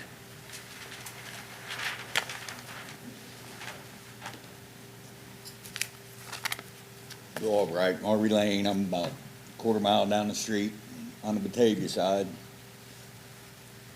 That is the most screwed up looking subdivision you guys try to cram into a golf course right there. That's the wrong place. That side you guys worry about, Union Township, fits right in with you guys. This side over here, I don't know much about Union Township, what you guys do. I see, look around, but I go to a lot of meetings on the Batavia side. Their answer is always more houses, more houses, more houses. You got all them houses crammed in, golf balls flying everywhere. The one hole is right down by that major road. Their HOA might help the guy out that buys the house. He ain't gonna help my old lady out when she gets hit with a golf ball driving by. You go to Top Flight up there in Sharonville, they got 100-foot nets. You got electric lines right there. So they're gonna have to have net, I mean, again, we don't have any control over the Batavia side, but on the golf course side, Yeah, well, you ain't got no control over Batavia side, and I heard a comment before, well, the driving range is on Batavia side. This is a joint venture. You gotta think of both. You go up here by the airport, they 5-0, okayed 650 homes. There's 200 acres right there. That'd be a perfect place for a golf course. You guys got a failing mall over there. You wanna light up the whole neighborhood? Put it where that dime mall is. That's a horrible spot. You got Elks Run 5 miles from that place you want to go golfing. You want to go golfing, go down there to Milford. I ain't sure about the Newtown one, but if you notice Elks Run and the one in Milford, there ain't subdivisions all around it. They're pretty much off on their own. so instead of the open golf course, you'd rather see the apartment buildings, the 4-3, 4-story I don't want to see none of it, but apartment buildings? you're trying, that's a 9-hole golf that's- course right that's there, what and it's- then you're cramming a subdivision in on top of it. It's currently zoned for multifamily. It could be multifamily apartment buildings. Batavia side right here, it's a joint venture. Batavia side right there, you got one bridge, one way in, one way out. Right down here at Olive Branch and 74 is that one bridge. About 3 times a year, that creek gets all the way up to that bridge. If it ever goes over that bridge, they're screwed. If you ever have a wreck on that bridge, then people are screwed. All these subdivisions I go to about Batavia have 2 ways in, 2 ways out. That's a lot of homes you got right there. One way in, one way out. Heaven forbid there's a car wreck at the end of that. Somebody needs assistance in the back of it. They're screwed. You want a subdivision, connect them, 2 ways in, 2 ways out. You want a golf course, make it a golf course. That's a piss poor idea right there. That's just my opinion. All right, thank you.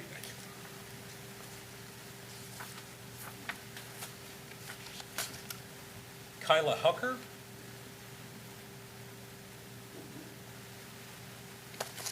Hello, I'm Kyla Tucker. I live on Minks. It's over near the 41 Homes. This hasn't brought up, so I don't know if this is my first time coming. When it comes to Batavia, there's a lot of talk about TIFs, CRAs, pilots. Are these buildings taking tax money from other things? I don't understand how they work. No. I know California had TIFs. They went to court. They were, unconstitutional or whatever the word is, and then they revamped it and called it a CRA, something like that. Is any of this tied up in TIFs, pilots, crays, JEDs, any No. of that? No. Either side that you know of? I know We you don't can't have any speak control for on the Batavia. side, but not on the Union Township side. In the joint venture and being in your, It's like not a chair- joint, to No, say not it's a joint venture is venture, but inappropriate. do you have any idea what's going on with that you can share, or is that illegal? No, we just have no regulatory authority over what Oh, happens in Batavia I understand Township. that. I was just wondering if you knew if their part, but I'll move on. So the only thing I can tell you about, like, we had a pre-application meeting at the same time with Batavia Township representatives, with the applicants' representatives. I actually talked today with the planning and zoning director at Batavia. Their process is different than ours because we are more of a limited home rule township, and so our process doesn't go through the county plan commission, where they have to run things through the county plan commission first, and then it goes through the same process that we're going through.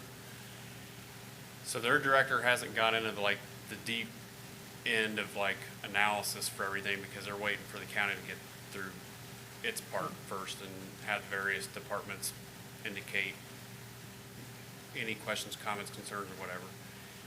His only main comment with his other staff person that's looked at it so far is that they would like for the attached single-family area that starts in Union Township and ends up in Batavia, they would like the front yard setback to be increased and to offset that to reduce the rear yard setbacks. That was really the only comment he made to me. He said that, some of the other things that we've identified in our staff report, they may end up identifying, but they haven't gotten into the deep analysis yet because they're still waiting for the county to get finished with its work.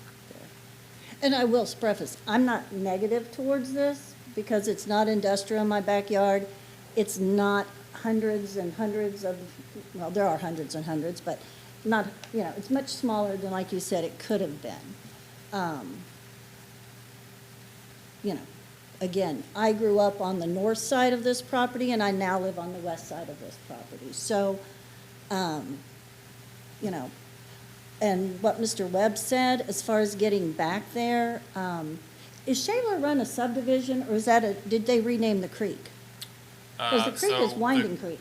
The reason I was calling it Shaler Run is because that's what the Soil and Water Conservation District guy was calling it. I don't know, it may have other names as well. I've heard another name besides the one you just mentioned as well. What was the other part of what you were asking? I don't remember, sorry. I wondered why the creek name was changed. Did it have anything to do with the you're talking about legality of what was allowed? So like I said, the main creek, my understanding, was called Shaler Run. The offshoots might be called something else, or maybe there's more than one name for a creek. I mean, that does happen sometimes. The subdivision that is to the southwest is also Shaler Crossing. There's Shaler Run and Shaler Crossing, maybe a Shaler Creek somewhere. Yep. Okay. Let's see. So I'm hearing they're not really tearing down trees that aren't needed to be torn down? Because I looked at some of the plants that they were putting in, and, I don't know, I'll leave that alone. Traffic and lighting, and I'm here on behalf of my parents who own the Gaddis residence that's right across from Cemetery Road. They renamed Stone Lick Olive Branch Road to Cemetery Road. They're in that cross right there above the blue side arrow. Are they going to be going in, are they coming in where the Okay, so they're intersection is? They're over here, Yes, that is them. yep, I see them. So it looks like it's coming in right where the light is now. Is that true? The street, Into the golf course and the subdivision? yeah, Are I think the signal, I think it's right there. Let me look here. My mom, their property, neighbor, Nichols. Yeah, the signal's They're right right in- here. So it's it's not quite, but it's kind of an offset. Okay. Intersection, very close. All right. I mean, by the time they flare it out, they may make it an offset intersection. And as far as the lighting, if you're not familiar, the new Rumpke dump that they put on that new interchange, I can see those lights and the traffic light from down there all the way up here to Minks Drive. Where's that at? You keep calling it, I think you're calling it Rondo, but it's actually Minks. Minks is you right see- here. Mix is there. Yeah, that's it, yes. I thought you Yeah. referred to that as Rondo. No, But that's my. Rondo's this one here. Yes. I live in the one with the L shape, and I can see it's, probably not right now with the trees, and I do see it because it's winter time. Oh, are you talking about the new recycling place? Yes. Oh, What I okay. call it, the dump, sorry.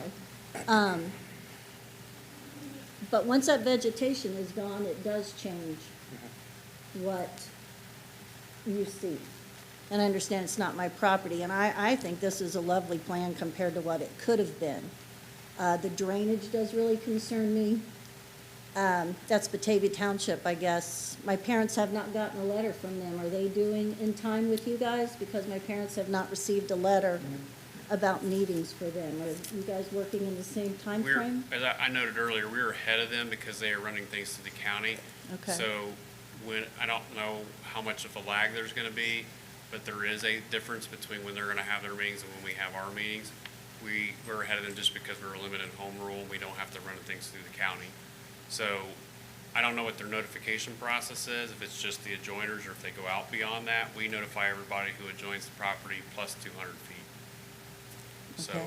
they should be sending their notice out before the meeting. They'll have to follow whatever's in the code. And then they'll have to put it in the newspaper, of course. And I don't know if they post it on the website as well. And did I read that you all got permission from the state that you guys set your own TIFs and JEDs? That it doesn't have to have approval from the state level? Are you No, they guys still run have to different? be submitted to the state, but, I mean, we can create our own TIFs and JEDs. Unlike Batavia Township and some of the other ones, or is this all I the think they same? follow the same Okay. process. But we're not, this project is not part of a TIF, JED, CRA, or anything like that on the Union Township side. I don't know, I've not heard of anything about the Batavia side, including any of that. All right. I guess that was it. My drainage is an issue. Lighting is an extreme issue. We don't have lights. We have all sensor lights. Some of our neighbors do. It's just more conducive to, I mean, I don't know where you all live, but, anyway. I think it could be a nice plan. I am concerned about drainage and the topography because they said it's beautiful. It's incredible. And so, I was blessed to raise and wander those from Mr. Nickel and my son as well, and now. And so we're just very grateful. And whatever they do, just make it not hurt. There's so much planning to cater to new people, which is great. But sometimes when you get into private developments, you kind of separate people because we have we don't want to burst new. No, we want to constantly grow keep that in together. mind. We look at that very, Yeah. very carefully. And, my old home, which I love, I don't want my taxes to go up because someone else built a $400,000 home. They should be separate, taxed separate. I mean, I don't think my neighbor's value, I know it affects them. I can't find the right words. I apologize. So I will end this. So thanks for All right, well, listening. thank you very much. Mr. Campbell, who's next?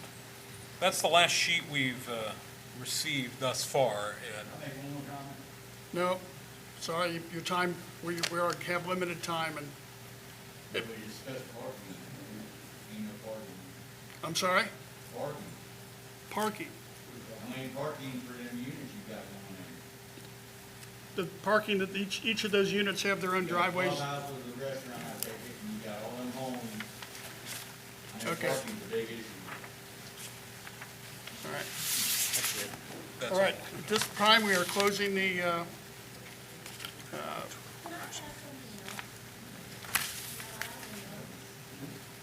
I'm sorry? Ms. Huckers. One question, yes, please step up. Hours, if it lights out at 10, does that mean the golf cart closes at 10? Or the last people are going to be able to hit the tees at 10? Because an No, 8 to 8 would be more The conducive. proposal is that it would stop at 10. Lights would be out of 10. Okay, so everybody would have to be off and gone? Correct. I do prefer an 8 to 8. Thank you. Thank you. All right, this time we're going to close the meeting from public participation to private participation. Anyone here is welcome to listen and observe, but please refrain from commenting. All right, Mr. Outridge, what's your opinions and preferences on this plan? I would say it's a very difficult site to work with, all of the different easements in the creek and everything. One thing I want to note around the lots to the 41 lots, the lots that front Shawnee Trail, it is a little weird to me that they are different widths on the same street. So you have the 75 ones that front the Shaler Park subdivision portion, and then you go to 55 right across the street. I think that's a little odd that they're staggered like that. In a lot of subdivision plans that we've approved in the township, they're uniform unless they're on a curve. I kind of would prefer those lots, 6 through 10 and 35 through 37 to be the 75 as well. And the rest are fine. That's just the one comment I had on that. Does a quick question regarding the golf course, is that subjected to the 25-foot stream buffer? Or is that only for developments and lots? No, that would be applicable if implemented throughout the entire stream. Okay. That is so, because yeah, I noticed a lot of the golf course holes and things like that they kind of crisscross the stream and all of that. So, I mean, I am a little concerned about, fertilizer and other kinds of runoff into the stream specifically from the golf course, because all of that's wooded right now. And then now we're making it turf and other stuff. So I would appreciate, if that 25-foot buffer is along the creek if the golf course proceeds with that, obviously. I don't have any comments aside from dumpster placements and things like that regarding the condominium units on the other side. And then again, that one point with regards to the clubhouse and fire access, which we don't really have much authority over on that, but I'd be interested to know kind of how that's resolved, since that turnaround where the clubhouse is for the employee parking there seems really tight for a fire truck, and it seems weird to have to spray across the creek if there is something with the clubhouse. So I did not get all of the updated plans that they mentioned were sent. I don't have the updated photometric plan. I was looking for it in my email because they said they sent it in the last day or so. I didn't see it. It may have been too big. It may have got rejected. I don't know what happened. But on this slide, I do have the new configuration and what they did. Originally, this entrance in Batavia Townships, was the only way in and it stopped. They added a way out. So this is going to be a one-way in and a one-way out. And it's going to be moving from west to east. Okay. So that took care of the, how do we get the fire truck in and out situation that we were looking at. Gotcha. Thank you. And then, I guess the wetlands and the basements with regards to the marketplace, or I forget, the Market Street, I think was what the other ones for the 55-foot lots product was. You mentioned that there was going to be basements there on those. A lot of those parcels are wetlands, so I don't know how that would be We're dealt waiting with. to hear how that turns out. Right, I think that these plans could be significantly adjusted based on determination regarding wetlands. Got it. Yeah, that's all comments I have. And Mr. McCormick, that additional ingress and egress, that one way for fire, is that going to be keyed, or what's the situation with that? It'll be one way in and one way out, is my understanding. Okay, thank you. And really, that was because of the fire access more than anything else. Okay, thank you for clarifying. Mr. Campbell, your thoughts? It's an interesting situation, and of course, I think what we have to do is contrast this proposal to plan development and concessions that are being made versus what would happen with the current zoning of R3, Correct. which grants the township and the zoning department considerably less oversight regarding its use.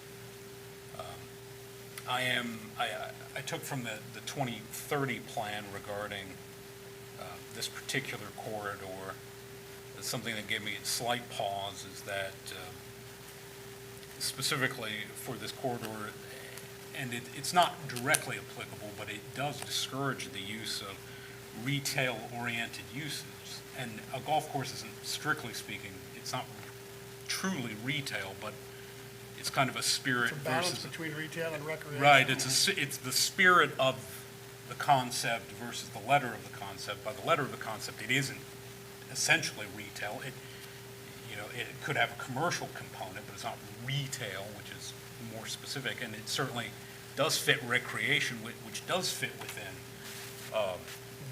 which does fit the 2030 plan for this corridor.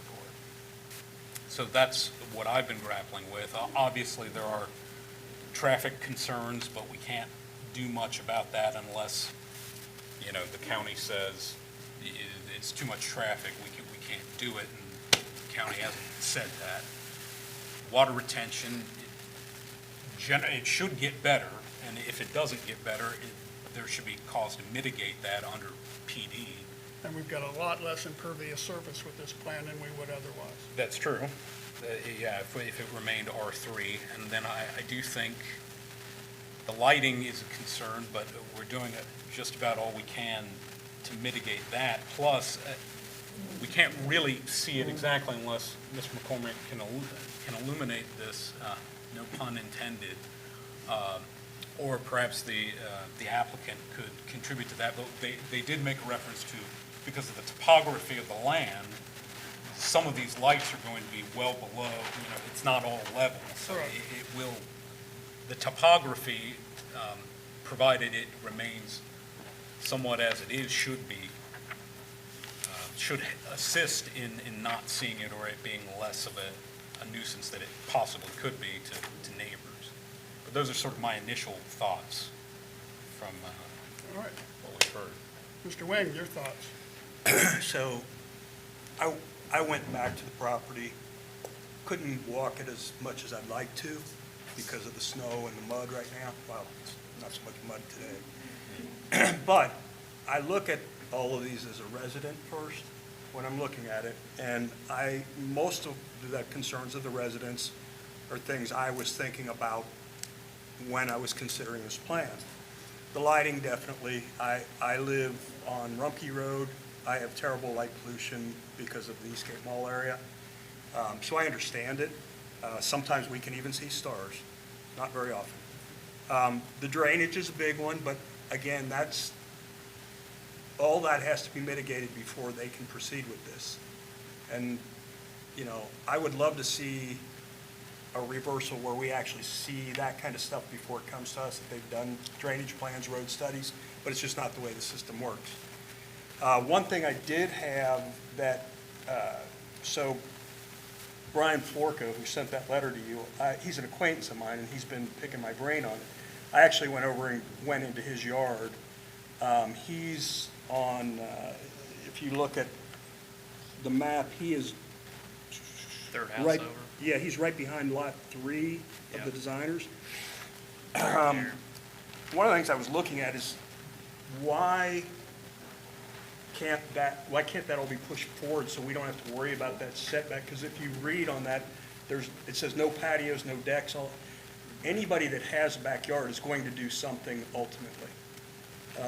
So it seems to me that so that we're not dealing with that as a violation down the road, that property should be pushed, all of that should just be moved forward another 10, 15 feet to the north, so that those backyards have enough room that they could put a small patio, small deck, something back there. You're gonna have fire pits back there, you're gonna have that stuff. People just do that.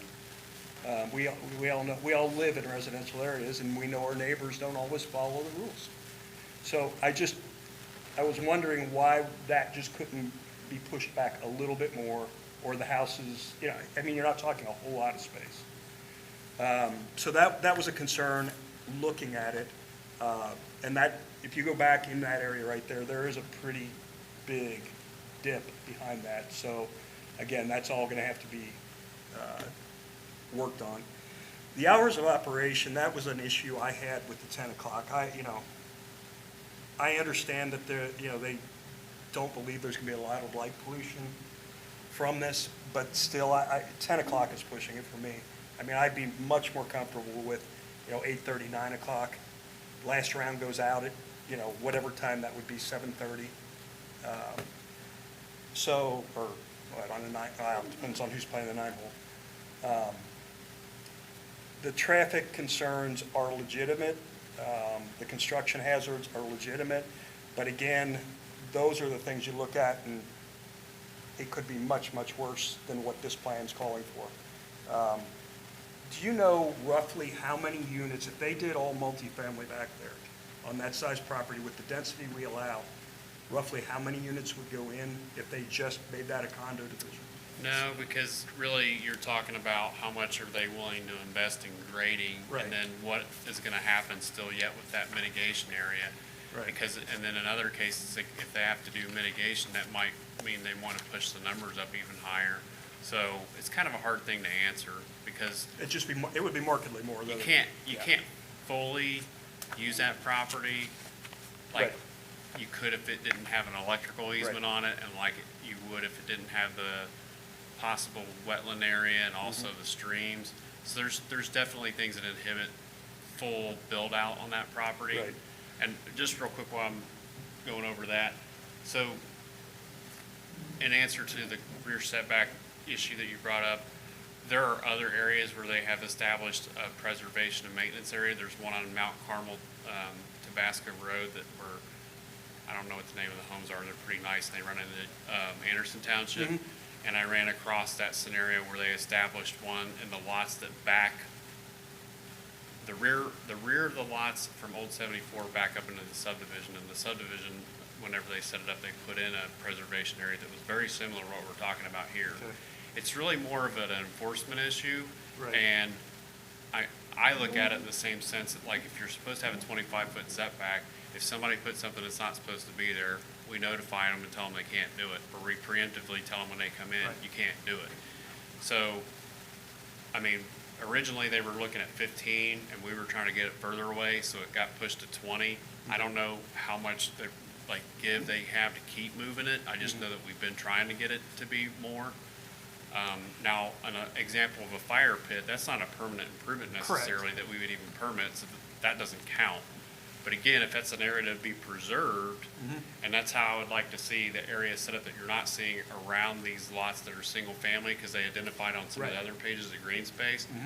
We wanted that to be acknowledged that it would be green space to be preserved and maintained basically in perpetuity, because they're using that as part of their calculation, right? Right. That we're gonna preserve this. So to do that, they really need to establish like an easement area that will allow that to remain that way. Okay. And then no matter what happens to the golf course, at least that area stays the Stays same. green.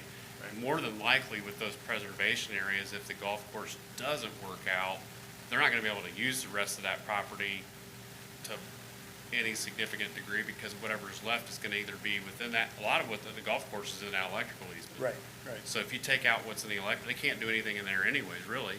Right. So what's outside of that is right next to a hillside or stream. I don't know that you could do a whole lot there, Yeah. right? Right.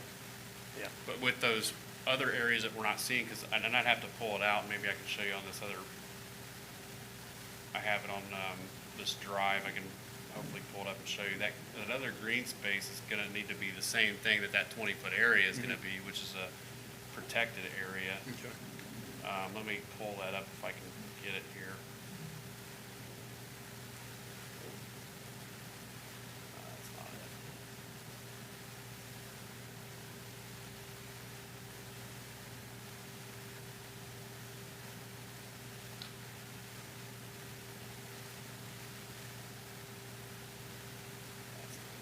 on a positive note, I do think that having the golf course will will keep those property values high.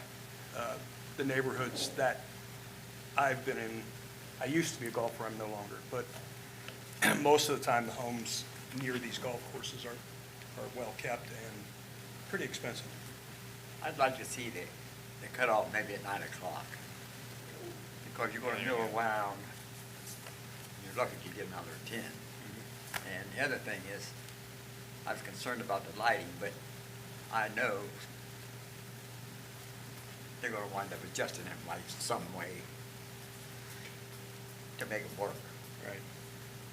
This is the plan. So the dark greener areas are the areas to be preserved, open space in perpetuity or whatever. Then that lighter green really is the area of the golf course, and then the cross-hatched area in Batavia is the proposed driving range. Okay.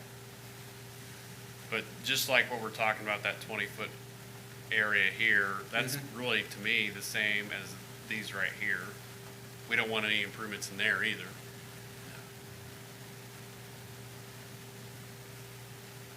If the purpose is to really maintain it, preserve it.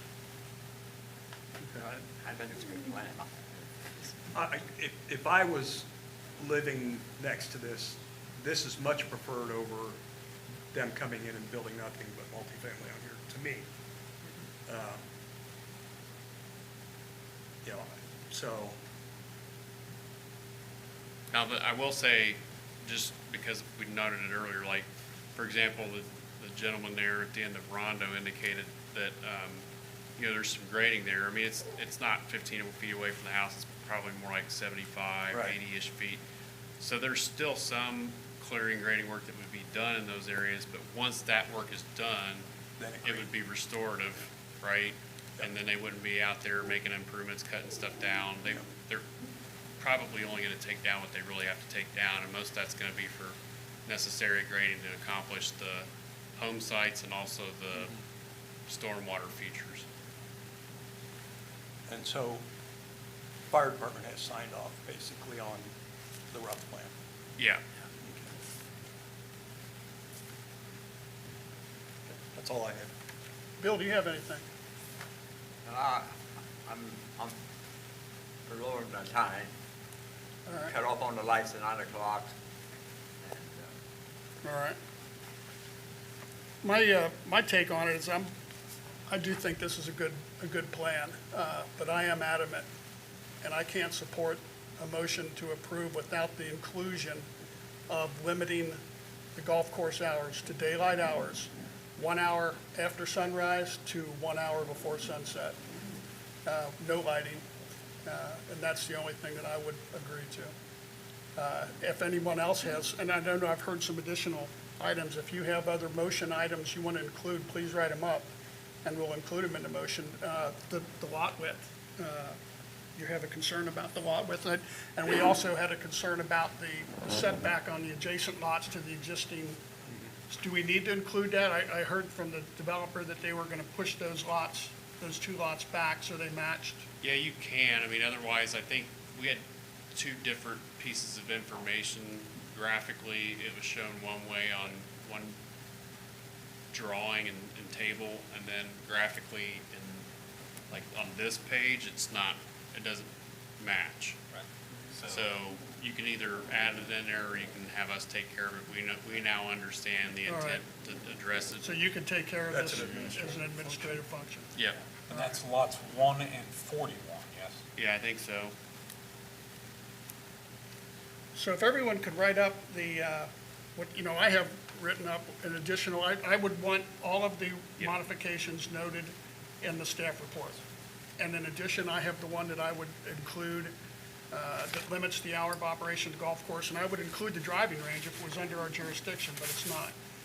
So I would limit the hours of operation of the golf course between 1 hour after sunrise to 1 hour before sunset, due to the consideration of the residential nature of the surrounding area. And Rob, if you have a motion addition touching on the points you had, if you want to write that up, we'll include that statement as one of the motions. as far as the backyard setbacks? Correct. I'm gonna write up the verbiage for that, then I'll include it in the motion. And then we, once I read the motion off, with all the additions, we can discuss those and see if everybody's in agreement with those. And the same for you, Daniel, if you have anything that you want to add as a motion addition, please write it up. And I wanted to make sure that that whatever happens, lots 1 and 41, but it sounds like administratively, they're going to take care of that. And Mr. Outridge is going to talk about lots number 6 through 10, I believe. So I believe that in hours of operation, we've had a few different things bandied about, so I think that's, I mean, is everyone on board with the hour after sunrise to 1 hour before sunset?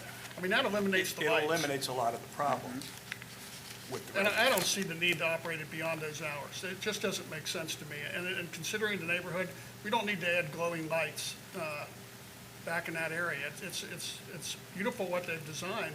I just don't see the advantage, and I'm not willing to participate in the experiment of whether this is a good idea or not. I just don't see the need for it to operate beyond those hours, those daylight hours.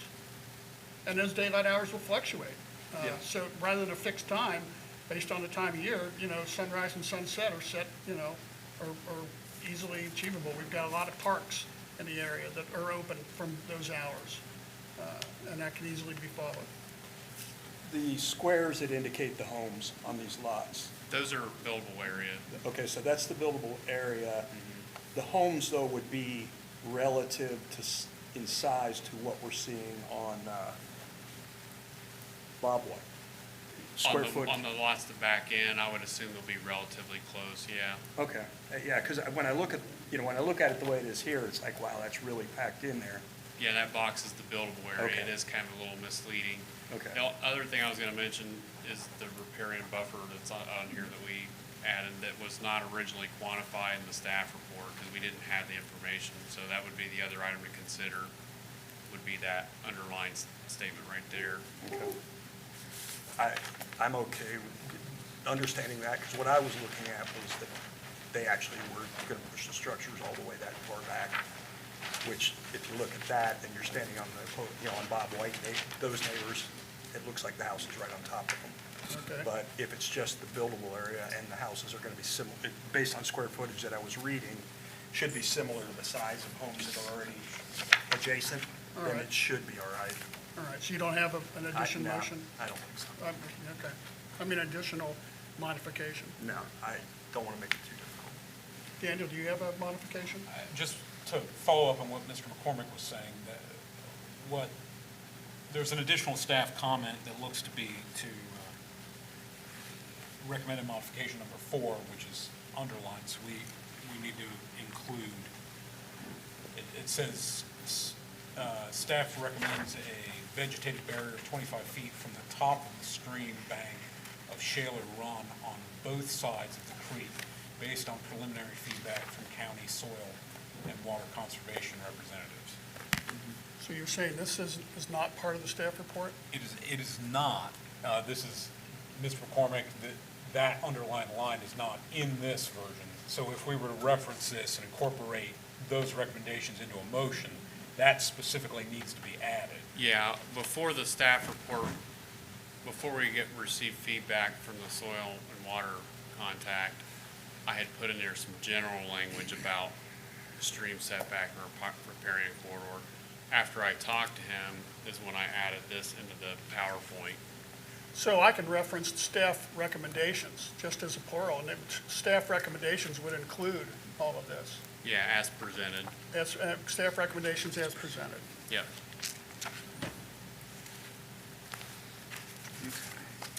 Just like it's good, and I don't want to miss out on that via technicality.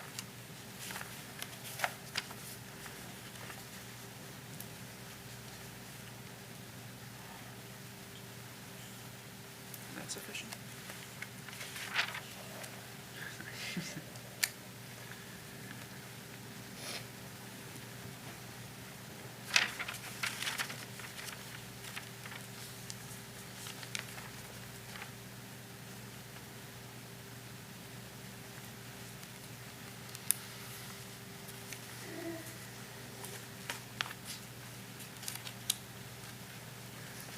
when I get to that, when I finish with my modifications, I'm just going to have you read out your modification.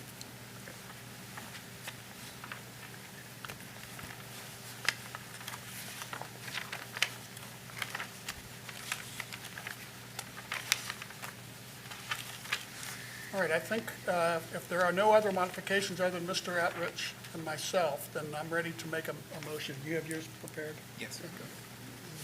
All right. Regarding case 1-25-Z, applicant MER Land Development LLC, parcel 373-103E062. The zoning commission finds that the submitted PD application and zone change request is consistent with the Horizon 2030 land use plan, but does not meet all of the plan development application requirements of a PD district plan. Therefore, this commission recommends the submitted plan be approved contingent upon adherence to the noted modifications as specified in this motion. All required supplemental information and plan modifications must be completed and submitted to the planning director no later than 1 week prior to the trustees' hearing of this case. We have one finding of fact, and that's the sample focus area. Synopsis on the focus area is the Olive Branch Stone-Lick Corridor. The subject property is located within the Olive Branch Stone-Lick Corridor, which is a transitional corridor with natural features such as hills, slopes, and streams. This area is ideal for mixed-use residential and commercial development, depending on its position relative to State Route 32. Planned development zoning is the preferred development method for this corridor. The modifications are as follows. All recommended staff modifications as presented in this meeting are included in this motion. In addition, considering the residential nature of the area surrounding the proposed development, operational hours of the golf course shall be limited to daylight hours only, specifically from 1 hour after sunrise to 1 hour before sunset. Mr. Attridge, you have one additional modification. Yes, lots 1 through 10 and 35 through 41 presented in the site plan fronting Shawnee Trail are recommended to have 75-foot lot frontage. And that concludes our motion, completes our motion. Do we have a second? I'll second it. Mr. Shannon seconded.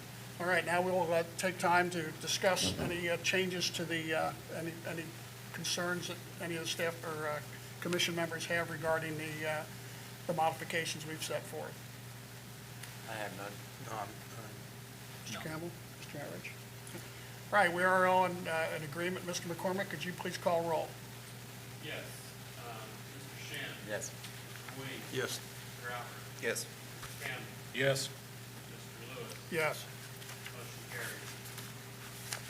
So, I will have to obviously just contact the applicant, talk about tonight's proceedings, and I will have to, if they're intending to proceed to the trustees, I will have to figure out what that timeframe is gonna be. And if they do move forward to the trustees, then notify everyone, like we did last time, let them know when that meeting would occur. Oh, we don't have a definite time? Oh, Because the February 25th, they moved back the meeting twice.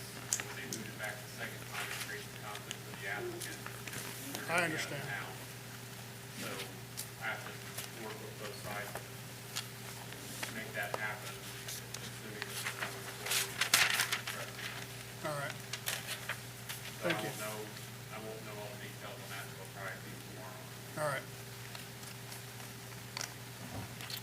All right, I think that concludes our business. Does anyone else have anything administratively that they would like to address? No, I'm good. I move to adjourn. I'll second. All right, we have a motion to adjourn and a second. Motion carried. Meeting adjourned. Thank you for your participation tonight.